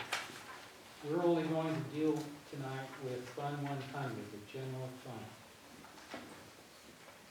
Now, as of last night, I had everything budgeted, but the whole world got turned upside down on me last night at the board meeting.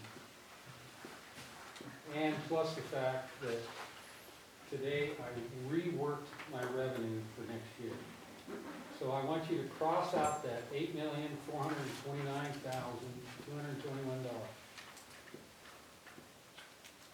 And next to it, write in $8,274,826. That's our revenue as of today. Now, when you compare that with this year's budget, there's almost $671,000. But actually, our expenditures, which we'll get to in a minute, is $8,511,000.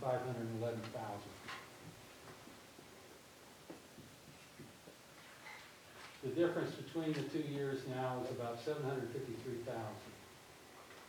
Well, in this year's budget, we did not budget negotiated payroll and benefit increases. The negotiation process didn't end until after the budget was adopted. And so this year, and it'll come later, but in the contingency area, which is deep in the document, I threw in an extra $150,000 for contingency to cover any negotiated payroll and payroll benefits. Plus this next year's budget is $212,000, $215,000 in textbooks. I also increased transfers by $100,000. And the carryover from, let's say, this year's negotiations carries over into the next year too as well. So that's another $180,000. So the difference between the two is $753,000 versus $642,000, which is roughly $100,000, which is spread throughout the entire document. It's a variety of things. It could be step increases that are automatic, as well as cost and insurance and maintenance is increased and all that. So there's not that much difference between this year's budget and next year's budget when you add in all those factors. Now go to page 49. This is the requirement section. With that $8,429,000, add $82,000, and our estimated expenditures now are $8,511,221. Now, when you compare that with the $8,274,000, you suddenly realize that we're $236,000 short. We were not balanced. And then go to page 116.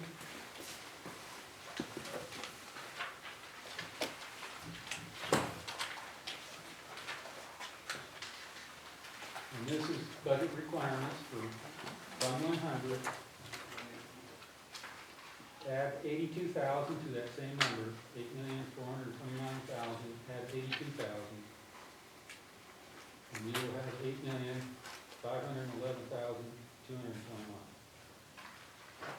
Now, I'll explain to you why the word is upside down.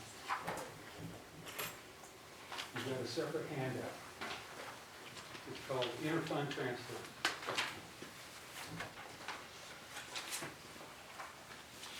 Well, this afternoon, I had time to analyze what we have to do this year as far as transfer goes.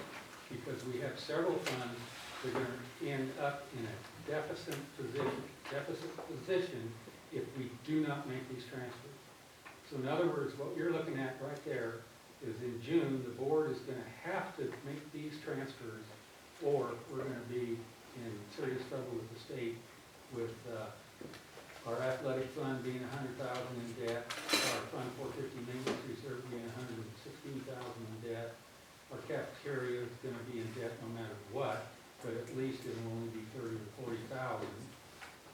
And our TAL fund's gonna be in a deficit position of around $10,000. Now, the state frowns on that, and in fact, I got a telephone call from the state of Oregon about a month and a half ago, because they were all upset because I was budgeting negative numbers in my cafeteria fund, as well as the transfers, which balanced out the negatives, because we are on a cash basis, and we like to see what we're starting the year with, not with fictitious numbers. Well, they told me I couldn't do that anymore, so we'll get to that later when we get into the special revenue funds. But anyway, what he also told me is that we have to analyze the cafeteria fund, or any fund that is prone to a deficit figure, ending up in a deficit figure. So we gotta monitor that month by month by month, and then if the results of the analysis shows that we are gonna end up with a deficit, then the board has to go through a supplemental budget and change the revenue to make sure that we're balanced all the way through the year. Well, I'll tell you what, from day one, cafeteria is in a deficit. And that's impossible. So I just ignored that publicly. And I will continue to ignore it, because I'm telling you, the day they open that door to the cafeteria, they're going down. They're not making money, except for the 88. They just barely squeak by, but it's always at the end of the year before I really know what's going on with the cafeteria. More flavorful over there? We don't have time for that anyway. So I took half his advice, and which we'll talk about, when we get into special revenue. Okay, but anyway, that has to be done, or we will be in trouble with our auditor and the state of Oregon if we do not keep those funds in a positive fund balance. Now, that means that out of the $359,000 that's budgeted this year for transfers, we can cut $61,000 and carry that forward over into the new year so we can pay for these textbooks. Plus the $44,000 that we saved, which will fall in from the ending fund balance to the beginning fund balance of next year's budget.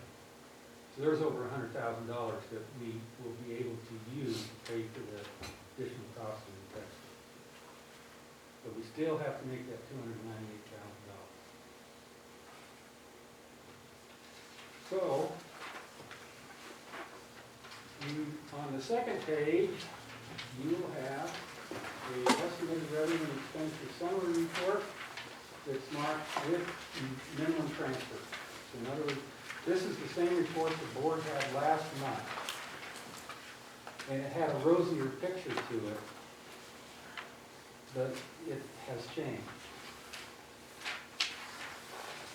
I have made some corrections, and I've included the $298,000 in the mandatory transfers that they have to make. That dropped our predicted cash balance from $1.5 million down to $1.2 million.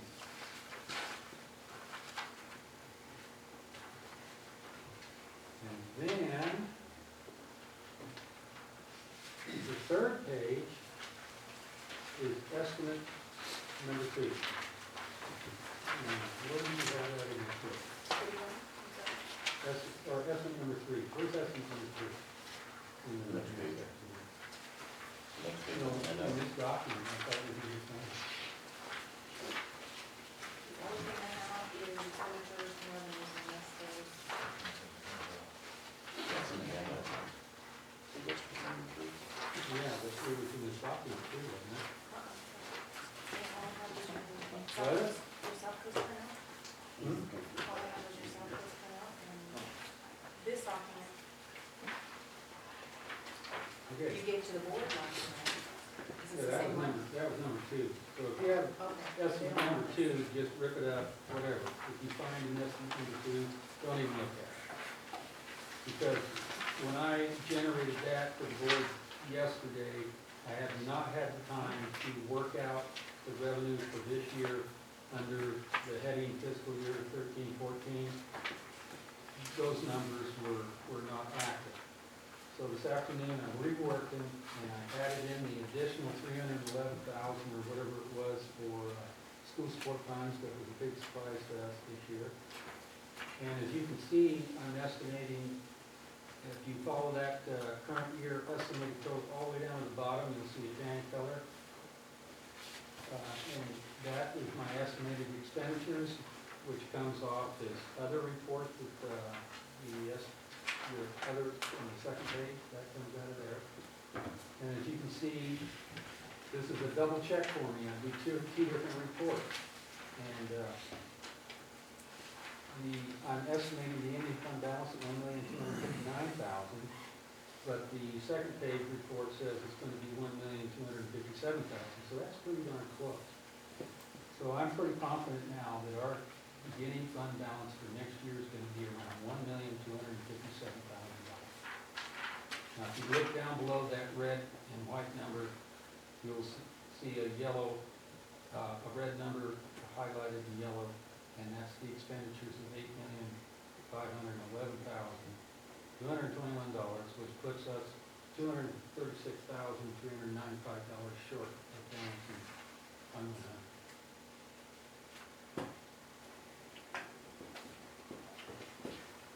So, we've got a lot of work ahead of us. We've got to go through the budget. I don't think you're going to find much in the 1,000 functions, which is classroom. You might find some cuts in 2,000 sports services, and I'm afraid that it's going to fall on transfers next year. And what's unfortunate in my mind is that this year's transfers are eliminating $50,000 for bus and transportation. And there is no transportation transfers for next year. So we're looking at a $100,000 cut in transportation between this year and next, which we discuss further next week. So, you've got that all in your mind now. We're $236,000 short.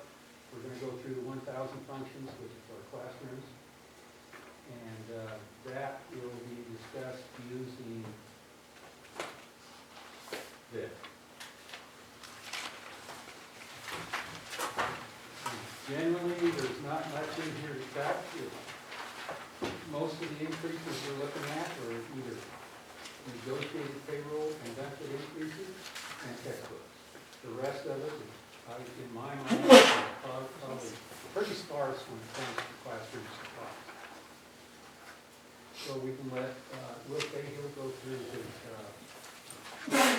union. That's your first page there. That's union school, and then after that, it's ADA and Fremont Elementary. It's page 3 of the detailed document, Union School. We cover all the educational programs, English, science, social studies, mathematics, music, health, PE, etc. Really no significant increases. About the only thing I want to point out to you, and Mr. Getty's permission, I'll try to assess what the union addition is going to be to the textbooks. You want me to do that? Well, everybody's got to be aware that when you go down here to 420 textbooks where there's $6,600, that's going up. Yeah, you can add, I You don't know said, the exact amount yet. well, I sat here and calculated it out. It's going to be roughly around $8,200. Well, what I need probably then is for you guys to make a copy I'll of read your that, sheet. yeah. Pencil But it anyway, in. for the information the board this evening, that's And send it to me. $8,200. So. But anyway, everything's pretty much status quo. There isn't any real big changes. I will say this evening, in the science programs. Mrs. Kiley has been selected to be our representative to the elementary schools on this STEM project Mr. Gallagher talked about this evening. Science, technology, engineering, mathematics. She's bringing quite an avenue of science experiments and things like that into the school, and she asked me to budget an additional $350 per grade level at Union, Fremont, and Hay to fund these additional science experiments and hands-on science activities that she has planned for next year. So this year she's in the professional development stages of that, learning what to do. Next year she will implement, and I'd love to sit here this evening and tell you what kinds of experiments she's going to do and everything, but at this point I'm not entirely sure. Sean's been at the STEM program much more than I have. He could probably have some idea. We sent Teresa to some grant-funded training over the summer, sponsored by an organization called OPAS, which is a subsidiary of the Oregon University System. And OPAS has been working for years to try and get engineering curriculum going in the state of Oregon for a long time. I used to serve on the board of directors. And they came up with some grant funding. I think for us it was like $5,000 from Senator Portland for a few days, and they had some ready-made engineering, classroom-ready type lessons and curriculum and manipulatives, and so she brought that back, and she's going through and training our staff on that, and it's stuff they can just integrate in the classroom. It's not like you have to have more to your plate. It's following the Common Core state standards. It's ready-made lesson plans, and it gets people going in terms of the engineering concepts. Yeah. So you said $350 Per grade level, I think at AD Hay and Union, how much do I build in there? I'm taking a look. Union's overall, because, you know, it is a small school, so. And I asked her how much for Union, that's what she requested, so. Once again, initially the language arts adoption Union, $6,600, with the addition that was passed by the school board last night to fully implement the entire adoption K6.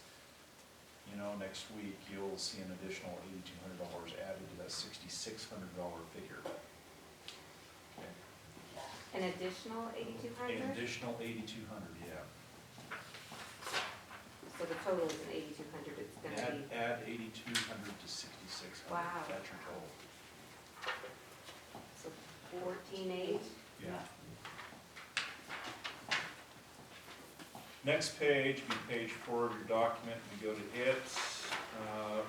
We increased the computer software licensing fees at Union School with student stations. And Alex, I'm sorry I don't have what the meaning for Alex is, but it is a computerized individual student math station.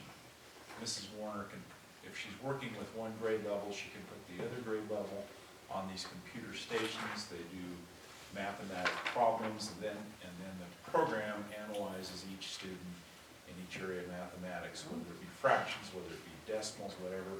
It gives Mrs. Warner a snapshot of, you know, their successes and their deficiencies, so she can tune her teaching into that. So you're a multi-grade classroom. I wholeheartedly support Mrs. Warner as far as increasing this computer technology at Union, you know, especially with these multi-grade levels. So, that's Union. Fremont Hay. No. Yes. Do we do a science textbook adoption like we do with? Getting back to that, thank you for asking that, Stephanie. I missed that. Keep in mind, we waived our science textbook adoption 2 or 3 years ago. And we love to think that those books last forever. Unfortunately, they don't. So we're going to have to replace some books that are just flat out wore out. Okay, so this is an And adoption. we don't go high-end dollar on those. We go to Amazon.com and places like that to find the best deal. So it's replacing something we. It's replacing current Yeah. science textbooks, yeah. Okay. Going through Fremont Hay, some minimal increases, nothing too noteworthy. Once again, I want to direct your eyes and attention to the STEM project, the science program. And it wasn't $350 a class, it must have been $350 total, because I'm off on that. I apologize for that. So anyway, It will. I have to take a look at that. Go ahead. When you looking at a specific number, would you mind narrowing that down to me where object code or? Yeah, go down to your list, take a look at 410-1-120, consumable supplies, science, health. Code. You there? Okay. And center one, we're still on Union School, that's Union School. We're gonna go to the next page for Fremont Hay, which is page 5, sorry. It's getting late, I guess I'm getting a little shell-shocked. Here we go. You look at the Fremont Hay page, let's go down it, and look at the line that says 372-2, tuition out of state general. And Mr. Getty put that entry in there, so I'll let him explain that one. The MODOC state line tuition, which jumped up by about $24,000. So we currently have 2 elementary down there, and I'm estimating that we're gonna have a 3 down there next year. Because the 2 that are down there now are in 2nd grade, and they might pick up a 6th grader or another 2nd grade. Okay. And at $15,000 a piece, charge a large chunk of money. But there's some things going on in California. There is. A limit that they'll pay us, and so that number might be drastically lower. I think it was $8,500 a That was, year. yeah, that was initial. There seems to be some legislation, and MODOC is checking into it, that would limit how much they pay us for sending students to them, to $8,500. Well, that's much less than what, has been the agreement. And so we may have to look at balancing the number of sent and the number received, and limiting it both ways to $8,500, so there isn't a deficit one way or the other. And so it may change how we're dealing with MODOC next year based upon that new California law. But they're gonna let me know later on as the season progresses what happens. And I'm budgeting status quo So right now. I know that means that there's kids that are on the Oregon side that are gonna go to the school right there on the state line, right? Yes. Which is the Most of them California in New side. Pine Creek, they are Right. real close to New Pine Creek. They're going that way. Right. So why don't they go to school here? Oh, it's parents' wishes. Sometimes it's preference based on parents, sometimes it's siblings, sometimes, But it costs us $50,000 to meet their preferences? Yeah, but they also have 3 or 4 students up here, which we're charging them. right, And so it's balanced, more or less. And they only go Right. It's pretty darn close. It's Right. a wash. we're just seeing the deficit side here, the revenue side tells the other piece of the story. And to tell you the truth, in the last 2 or 3 years, it's actually been to where we've received more from MODOC than we've sent. And therefore, we've actually received more revenue, so it has not been a lose situation for us financially. That's And good. if you look on the revenue and estimate number 3, and you go down to 1313 tuition out of state, I'm budgeting 33,000 for 3 MODOCs. One 11th grader and, which composes 1 11th grader and 2 10th graders, which I know they'll probably return most likely. But we're charging them only like $55 a day, because the agreement is that we charge them our actual cost. So our actual cost is around $55 a day. Down there at the state line, $80 a day. But that was a change this year. It used to be to where it was fairly balanced.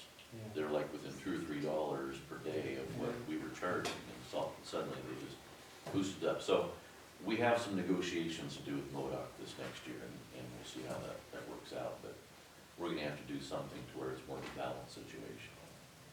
Something in the back of my mind, I remember reading in the examiner where they added an additional page down there, and that's why it's quite the equation. Okay, we're gonna move to the line that says 410 to 100, consumable supplies, English. The new news on that is with this adoption back in the budget, the $4,000 goes to zero. Next week, with everything going into this full language arts adoption, I initially built $4,000 in there to cover supplementation at grades K3, but now we can take the $4,000 out. I saved some money, not much, but a little bit. So, social studies, I saw a pattern this year of, big books, just general supplies related to social studies. I jumped that up to 700.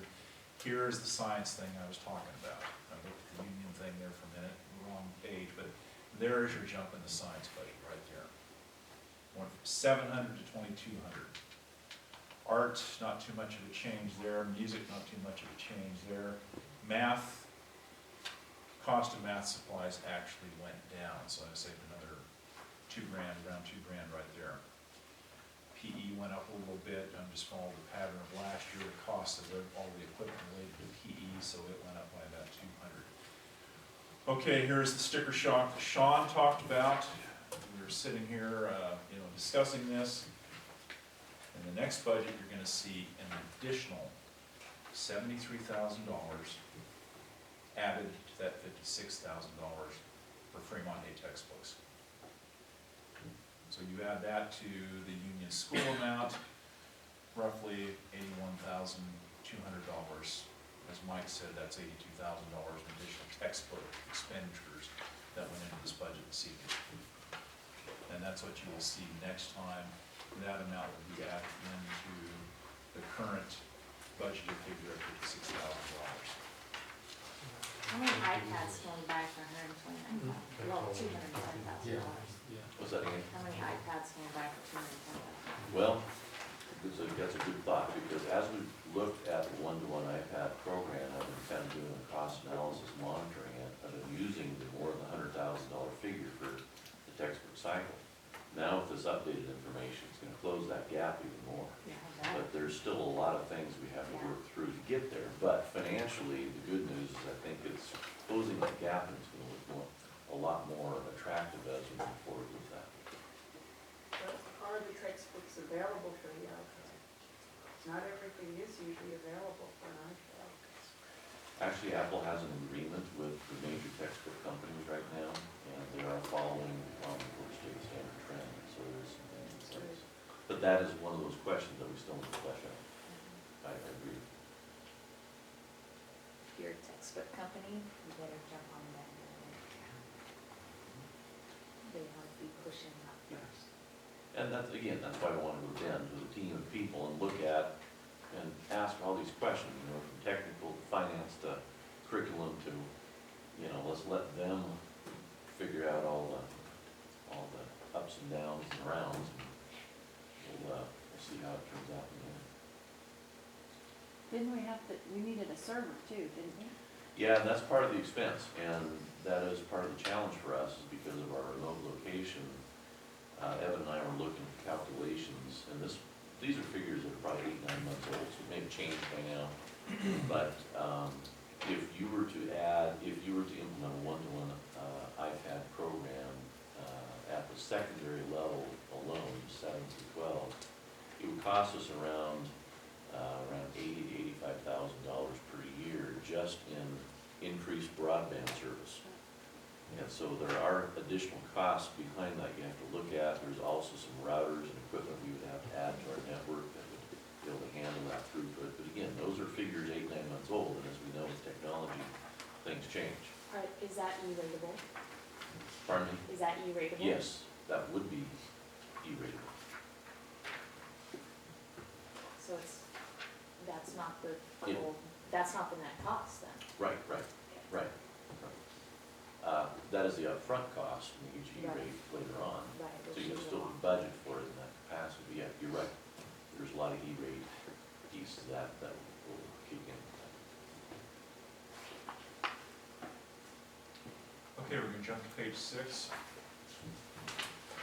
The big ticket item on page 6 is request for additional technology. It's a good thing Ann brought up iPads, because the first grade teachers want to go ahead and venture into using iPads for some instructional strategies. This Houghton Mifflin adoption does have some things tied to iPads, so this will give us a good segue or an introduction to instruction and the textbook series with iPads. So we're going to be, kind of like I said, our training ground, our guinea pigs, what have you, as far as that goes. The other thing too, the 6th grade teachers, as far as projecting, texts and information on the screen, they've requested the Elmo machines. And if you have questions on technology about Elmo, I'm going to point the finger back at Mr. Gallagher again too. So, but anyway, that's really kind of the big addition in here as far as technology is the iPads and the Elmo machines for 1st grade and 6th grade. So that is the Fremont Hay budgets and Union School budget. Questions? On the social studies, back on page 5, line 410-2-110, it went from 150 to 700 for supplies, or is there something? Well, I looked at this year's budget and they overspent it, and so that's why I built more money into it, because I didn't overspend the budget line again. You're talking maps, you're talking geography resources, you're talking history resources, all those things. So, anyway, like I said, I wanted to keep the budget line to where it, we have the resources to purchase what we needed as far as our studies. Do we have a new total then for the, Yeah, if you go to page 53.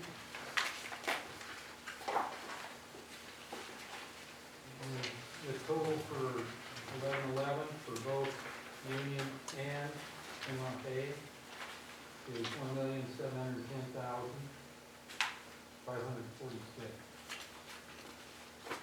That includes the 8,200 at Union and the 73,000 at Fremont Hay for specs.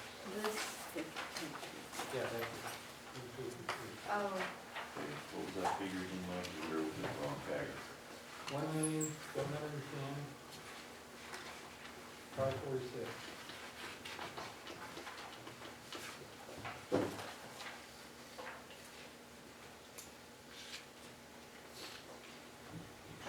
So that's the 14-15 proposed figure down at the bottom, total. Where? she's asking if it's 14. Yeah, the 14, yeah, proposed, yeah. Instead it's 1,629,000. Right. And that includes the 8,200 for textbooks at Union, 73,000 for textbooks at Fremont Hay. okay. So that gap that we were talking about earlier, that was, what, 236,000? Does that include what we're, is that gap, has that gap just been No. increased because of the textbooks, or? It's the same. Well, excuse me. What page is that? She's asking if this 236 includes your textbooks. Yeah, the new total figure for the entire fund is 8,511,000. And that includes the K through 3 language arts textbooks. Right. That's the additional 82,000. We- How much have we added back? Because 73 and 80 is more than 82,000. Well, High school. What I've added into your budget tonight is based on the total that was given to me by the textbook publisher, which is $81,200. Okay.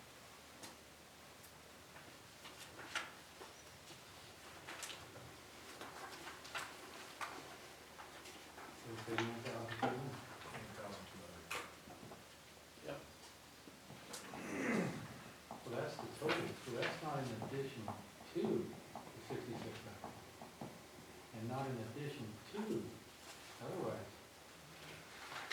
It Well, doesn't match Well, up. the 6,600 was the initial 4-6 adoption. Right. You add, I'm on Union School now.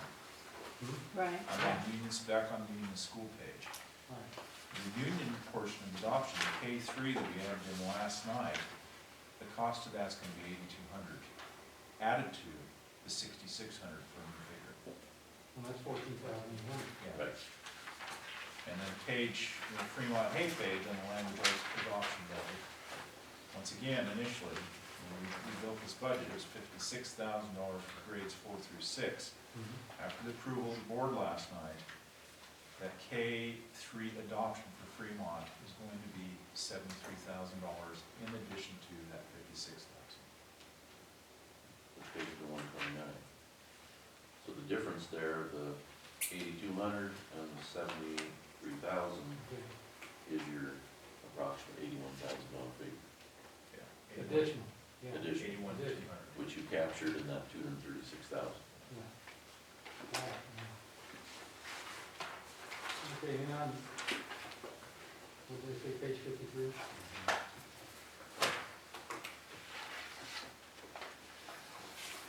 So I've got a question. On this page 53 that we have here, and you just put in that number, 1,710,546. Yeah. Compared to the 13-14 budgeted, that's almost $300,000 increase. Where is that? Because I'm only coming up with, I mean, everything's pretty close other than the textbooks, and that only comes up to about 150, 160,000. The high school textbooks or middle school textbooks that. But that's under a different, that's not under 1,111 total, is it? Am I lost in it? No. That would be on a different page.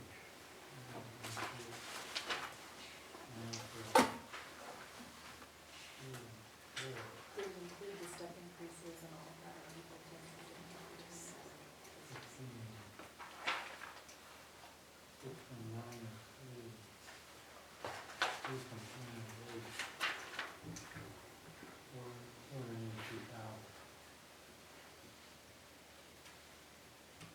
Well, a lot of that's from last year's negotiation. Okay. Because we're not seeing the personnel services in this, 7% increase in PERS. is that right? We're not seeing personnel services. in Oh, no, this. no, no. That's just, This is just okay. No. Payroll increases from the last negotiation period, plus 7% increase in PERS, step increases in payroll. Yeah, this, page 53 gives you a total view, salaries and equipment and textbook. And the difference between one year and the next is 283,000, and your total textbook was what? 65 and 82,1. 65,000 on the 4.6, and 82,1 on the K3. 65 and 81, so half of that, 146,000. 6 and 13 is 7, 4 and 7 is 3, $137,000. It makes sense. And it's more or less salaries and benefits. And there's some in the proposed column, there's also automatic step increases that the employees get in the year. Okay, and you can use both these documents to follow through, especially what Will just talked about, there was Center 1 and Center 2 mixed in together there, but now we're looking at middle school separate and high school separate. We'll start on page 7, back on the detailed budget document. Function 1121 middle school. These figures are staff requests, and we take a look at what's requested from staff, and we take a look at, past years, look at the history, past 3 or 4 years, and have conversations with staff based on their requests. And you can see everything's pretty much the same. When you get to the 420, the textbook, the Middle school textbook adoption is 16,700, and that is unchanged. So if you turn to page 8, the total adoption increase is roughly $17,000, and that's the textbooks.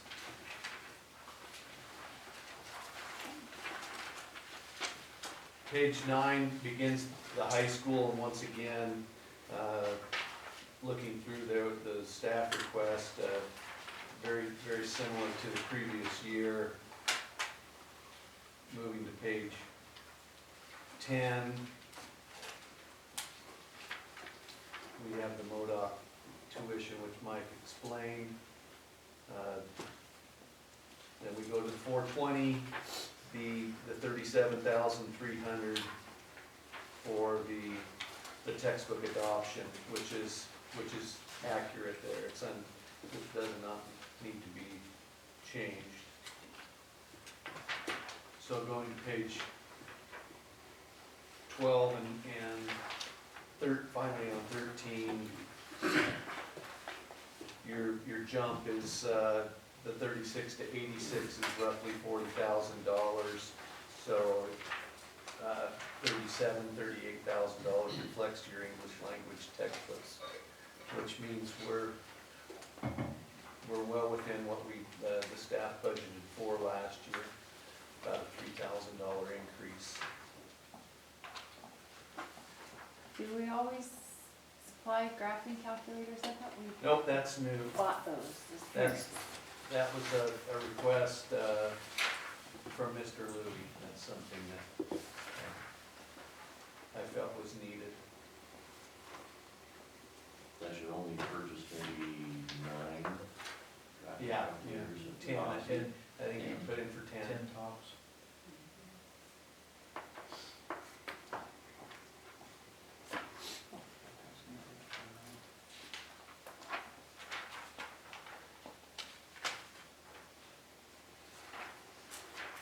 On page 58, the total of 518,159 stays the same, Yes. and the increase from one year to the next is 76,000 minus the 37 for textbook, we're looking at roughly $39,000, which is roughly payroll benefits from. Middle school, high school adoption's 53. School and high school. Yeah, I'm just looking at middle school on page 59 right now. Okay. Middle school's 16,700 adoption. Yeah, I'm just thinking about, what was the middle school? 16,700. Roughly 17,000.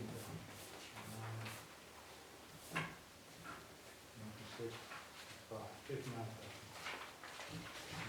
The difference between one year and next 59. And then on page 67 is the high school total. And that was 37? 37,300. Page 66. Where is it?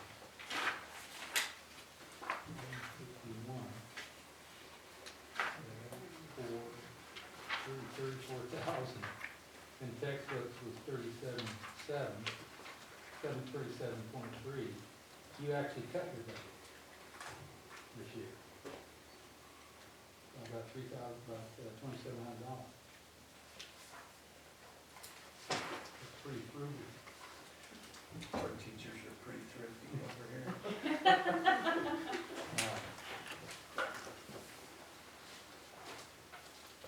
All right, now to go to the detail sheet. And we have function 132, high school extracurricular. This is actually the ag teacher additional salary for extended year, I believe, during Summer RSA contract. So that's there just to show you what that extra duty position costs. There's not much increase. a little over $100. The next page, detailed page on page 15 is 1220 restricted programs for students with disabilities. That would correspond with page, starting on page 68.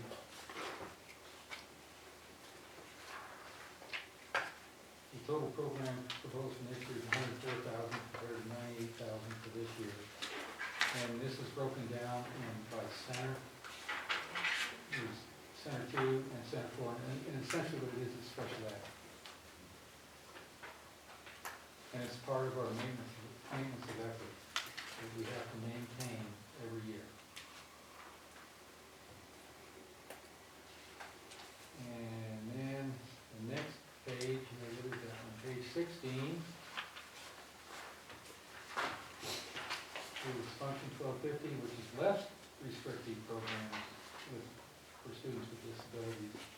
Also, our maintenance of effort requirement that ties in with our IDEA debit grants. And that would correspond with starting on page 70, somewhere in there.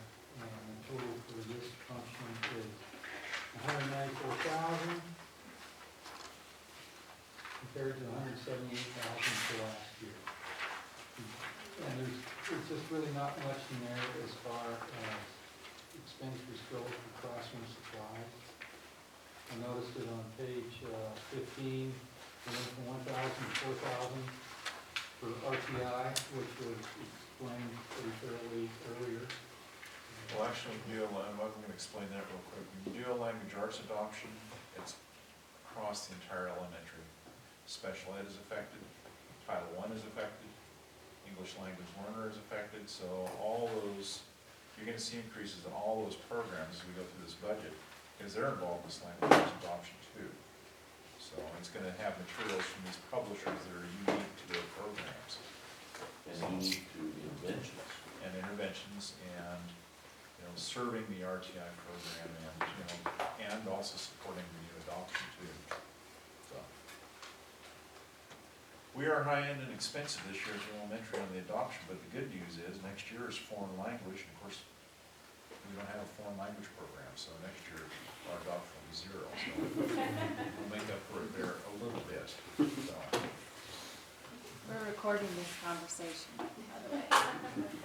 0, you were lower. Yeah. Okay, now I don't see much difference for function 1250. Starting on page 17 and flip over to page 18, there's $250 increase in the title. The one thing I can see there is $2,000 is budgeted for 4 iPads. That's in our DMSL, LHS special.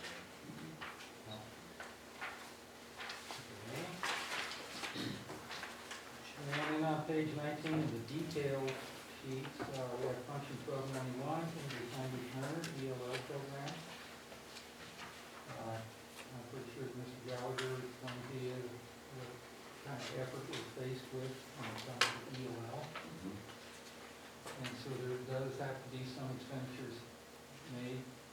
We're also fortunate to have a consortium grant with Clement County, who also has the Title III program, and we get about, our budget this year was $6,900. And we do spend money on that, but it's not, what do you call it, supplant? It has to be something that supplants the program. Yeah, the 6,900 has to, it's used kind of for restrictive type materials. It can be used for professional development for the ELL staff. It can be used for salaries, things of that nature. It's used for some supplementary materials for testing or things of that nature with the ELL students. Yeah, and Will, I'm pretty sure that Union shares Center 2's money of $3,000. I do, yeah. We wanted to tap into that. And at Center 4, you can see the very little change in Center 4. From $1,114 to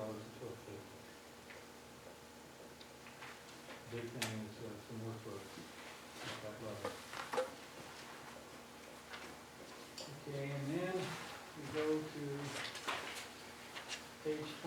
detail sheet, we have function 1227, extended school year programs. This is where we contract with a teacher or two to prolong the education of some special education students. Is that correct? Yeah, and that comes through your IEPs and the specialty process. Some years it's two and sometimes it's only one, but I think we're pretty much budgeting for two this year, one in the elementary level and one at the high school. Well, we did that last year too, but I think we only contracted for one. Yeah, really one last. Okay, and then flip that over to page 21. And we are at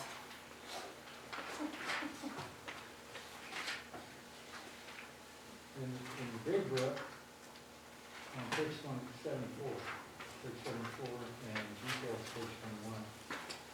This is a Title I non-grant program.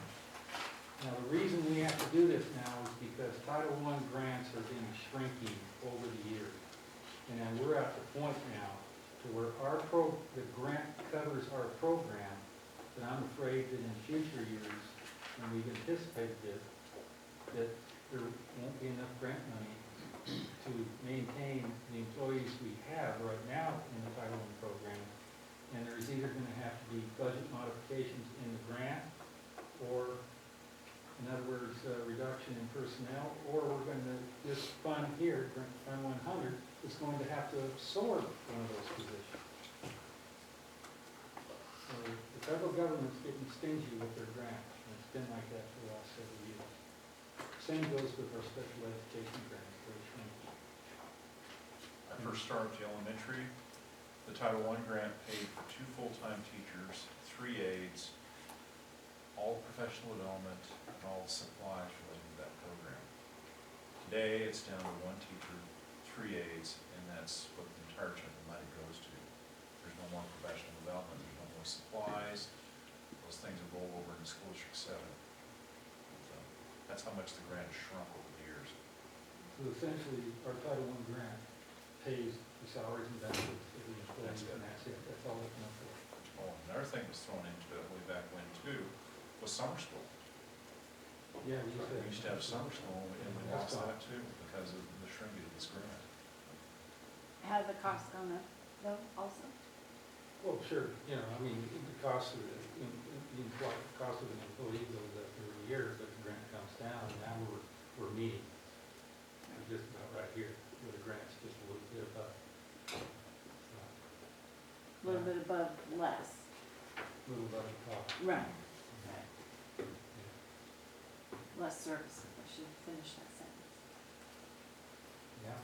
So is that what the homework club is then, is the, Homework Yeah. club was originally in the grant too, and Oh. and now we've lost that, we're rolling it into, you know. that's what you're talking about? Yeah, trying to next build year's that into grant budget. can't afford They the can't take program the program. and the homework club now. Yeah. So, right now, I am budgeting the homework club in the general fund. Whether we continue it or not, I don't know, it's up to people that are, you know, boots on the ground. Right. So there is quite a sizable increase in our Title I non-grant program, mainly because of the homework club, And also, textbook. the textbook adoption affected it too. Is there any increase? Title I is the major player in English language arts textbook adoption. So, you know, you see that big jump there related to the RTI interventions and books to support the program, level readers, all those types of interventions that go into this program to support the new adoption. Now, is there any increase in the 6,000 for textbooks in this area? No, it is as it is. That's okay. That's fine. Uh, It's fine in ELL, it's also fine in special ed, there's no increases in any of those. Now, if we flip the page over, page 22 in the detail sheet, which corresponds to page 75 in the big book, we have alternative education. I budgeted $10,500 for the COIC credit retrieval summer program, which can be explained by Mr. Fox probably more than I can. The cost of sending students down there during the school year has increased. I'm budgeting $92,000 for next year. And that $65,000 has been already exceeded. We're already over budget on that one item. I also have $24,000 in there for the KCC Advanced Diploma program. We estimate about 6 students will attend the program.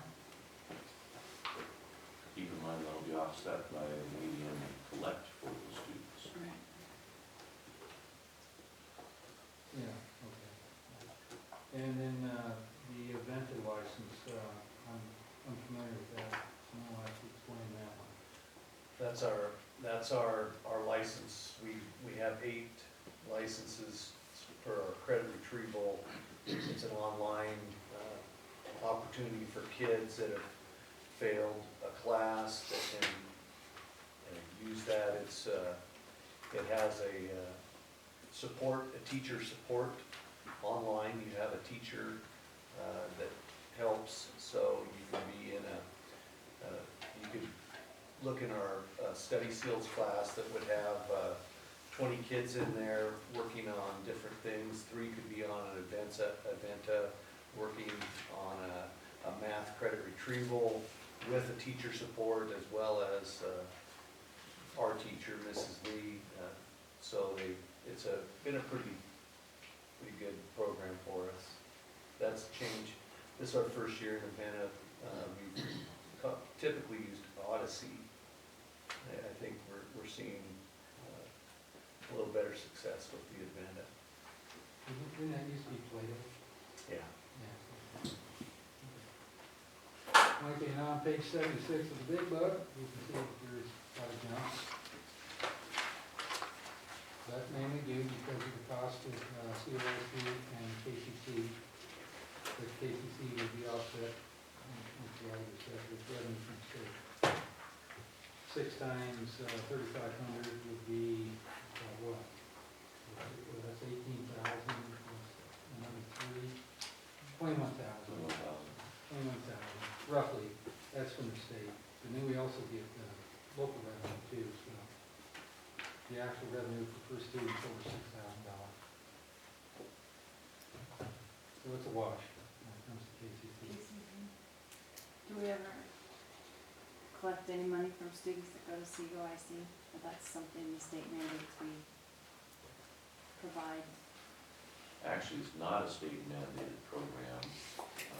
It's something that we use for students that definitely need that environment. You want to be more specific? Yeah, it's, like you said, we have some kids full-time, we have some kids partial time, and I believe that the partial time reimbursement is kind of, it's what gets us.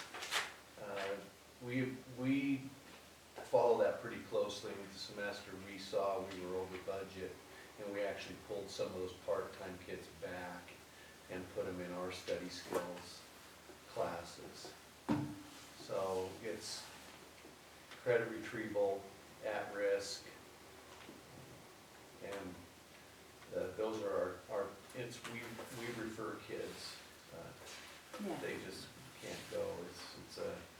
And they're at capacity. Do they have multiple staff there that provide some sort of instruction? They have a work crew coordinator that takes kids out on a daily work crew. They have 8 to 10 kids working on that, and then they have one instructor. COIC also works collaboratively with the school district, where it's not, you send the kid and they just stay there forever and ever and ever and you forget about it. They work collaboratively to where the whole goal is to get them back to Lakeview High School. Right. We have a couple seniors that were there full-time at the first semester that are now here full-time, and so they're gonna be able to walk in their class graduation. If they don't come back, it's some way, shape, or form, they don't walk. They don't graduate. They get a Lakeview diploma, but they're not So when they go there, you don't get revenue for them? Because they're no longer in the school system. No, we get ADM for them. We get ADM, but that's how we pay COIC. And there's a formula, we only pay them 80% of Right. the actual cost. Right. So, it's kind of a wash. We get money from the state for it, we pay COSC, we're just a money handler. It just passes through Oh, my hands and okay. into their. Cause you said KCC was a wash, you didn't say COIC was, so that's why I was asking, so. Yeah, we probably should define that. They something bill like us. that. They bill us. What's that? We- They bill us. Yeah, we receive ADM for those students, just like we do the KCC program, and then we pass that along to them. That's, you're right, we should define that. So we only have to pay them 80%. Ah, So we make 20%. Of the actual cost. you should have a little asterisk system or something that says, you know, there's revenue. Oh, okay. Write that down. Maybe they don't need a note one. Highlight it or put it in a college. We'll continue to point that out for you. That's a good question.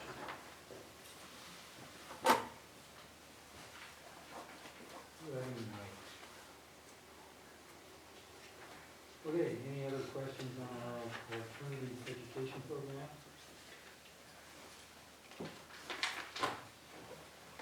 Okay.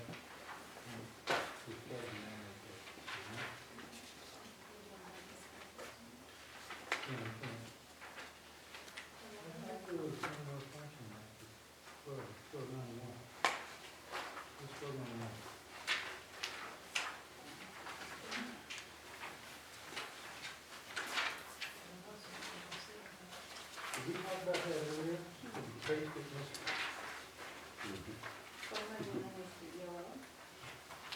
Where is it?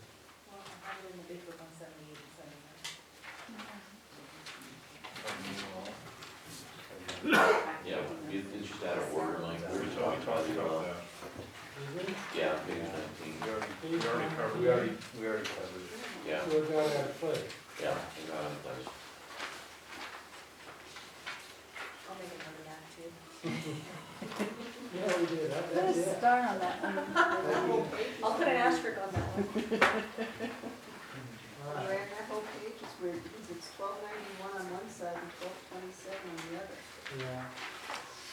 Must have got mixed up in the copying machine somehow, I don't know. So I gave it to you, and you don't know. Gremlins. Yeah. Yeah, I would that's what, blame you that's what I first. did because, yeah. I know what I did because there's 3 functions in one worksheet and I printed all 3 together and didn't. Okay. But that's, You did tell me to separate it. I just do what your daddy tells me. as far as we can go tonight because we're restricted to talk about only about the 1,000 instructional services. We talked about sports services next meeting and all the other special revenue funds. Is there any questions on the revenue, that I gave you on the handout, on lesson number 3? You have any questions there?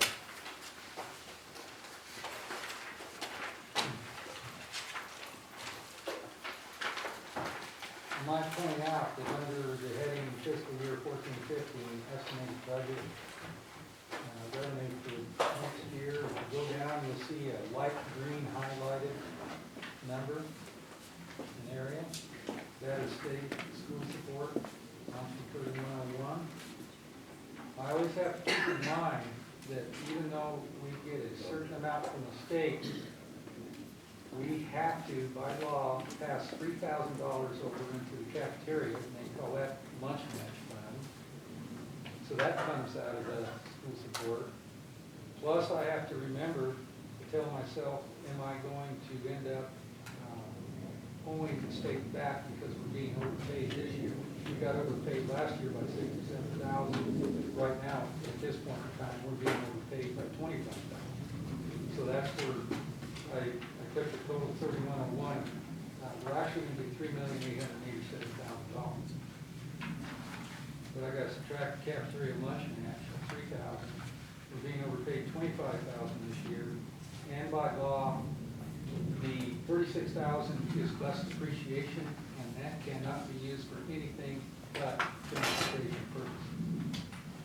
And that goes into Fund 410, which we discussed next week. So, and I did the same thing for this year. If you just fall over to the left, you'll see there's $3,213,000. I made that compensation as well for that one, which wasn't in last month. That's kind of where we're at. So I have a question on the revenue. Early on, you asked Ann if we were getting 300-some thousand. 385,000. Is that in here? Yeah, that's down in the 400 section. And it's 4801. And if you come straight across, you'll see that I have, for this year, $385,040. That's what I'm estimating. That's what the state's telling me I'm gonna get. Yeah, Ann will that's, tell me something different. no, I think that's really close. So it's gonna be pretty close. But I am not budgeting any federal forest fees for next year. Because that is something that Congress does every year. And you can't depend on it. But what happens is that federal forest money, that $385,000 is subtracted directly from 3101 school support fund. So whatever we get in federal forest fees is subtracted right out of our school support fund. So it's a wash? Yeah, it's a wash. We don't gain, they win. Who wins? The state. state, The state wins. right, because it funds the state. The same thing we talked about, like the Louis pipeline, we receive local revenue, it's offset by the state support fund, equalization formula, we call it. And the other thing too is, I've been told by the assessor's office that elections are slow. Would you agree? No, You think? no, I think actually we're showing that as of June 30th, where we used to see like a 92% collection rate because of Ruby Pipeline, I think we're at 93, a little bit higher, and we're kind of on schedule Overall, overall. yeah. The district's collection rate is about 92% average, assessed value. So, But we double year, yeah.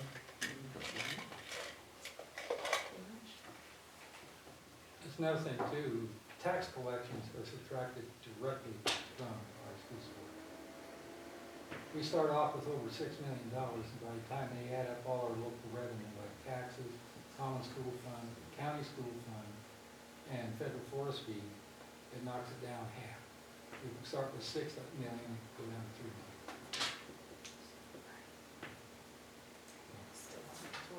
Well, it's the sharing, the state sharing the revenue. Yeah. And it makes you wonder what the state's gonna do with that $385,000. That's, the news coming out though is that local property tax income has been higher than the state anticipated. I read And so that. the school districts, they, you know, they'll say you're sharing in that, and potentially you will, as long as the state commits to distributing their amount that they allocated. I I read think that. it still remains to be seen if it's a direct wash. But I think I read that when the legislature was still in session. Yeah, There was a lot of well, yeah, smoke and it mirrors was a involved nice tidbit for them to put out there. And from what I read, they spent every dime the state had except $150 million, and that's based, and that number is based on revenue projection. They expect to have $150 million at the end of the year. I mean, not. There's nothing left in the pool now, right now, the legislature spend on.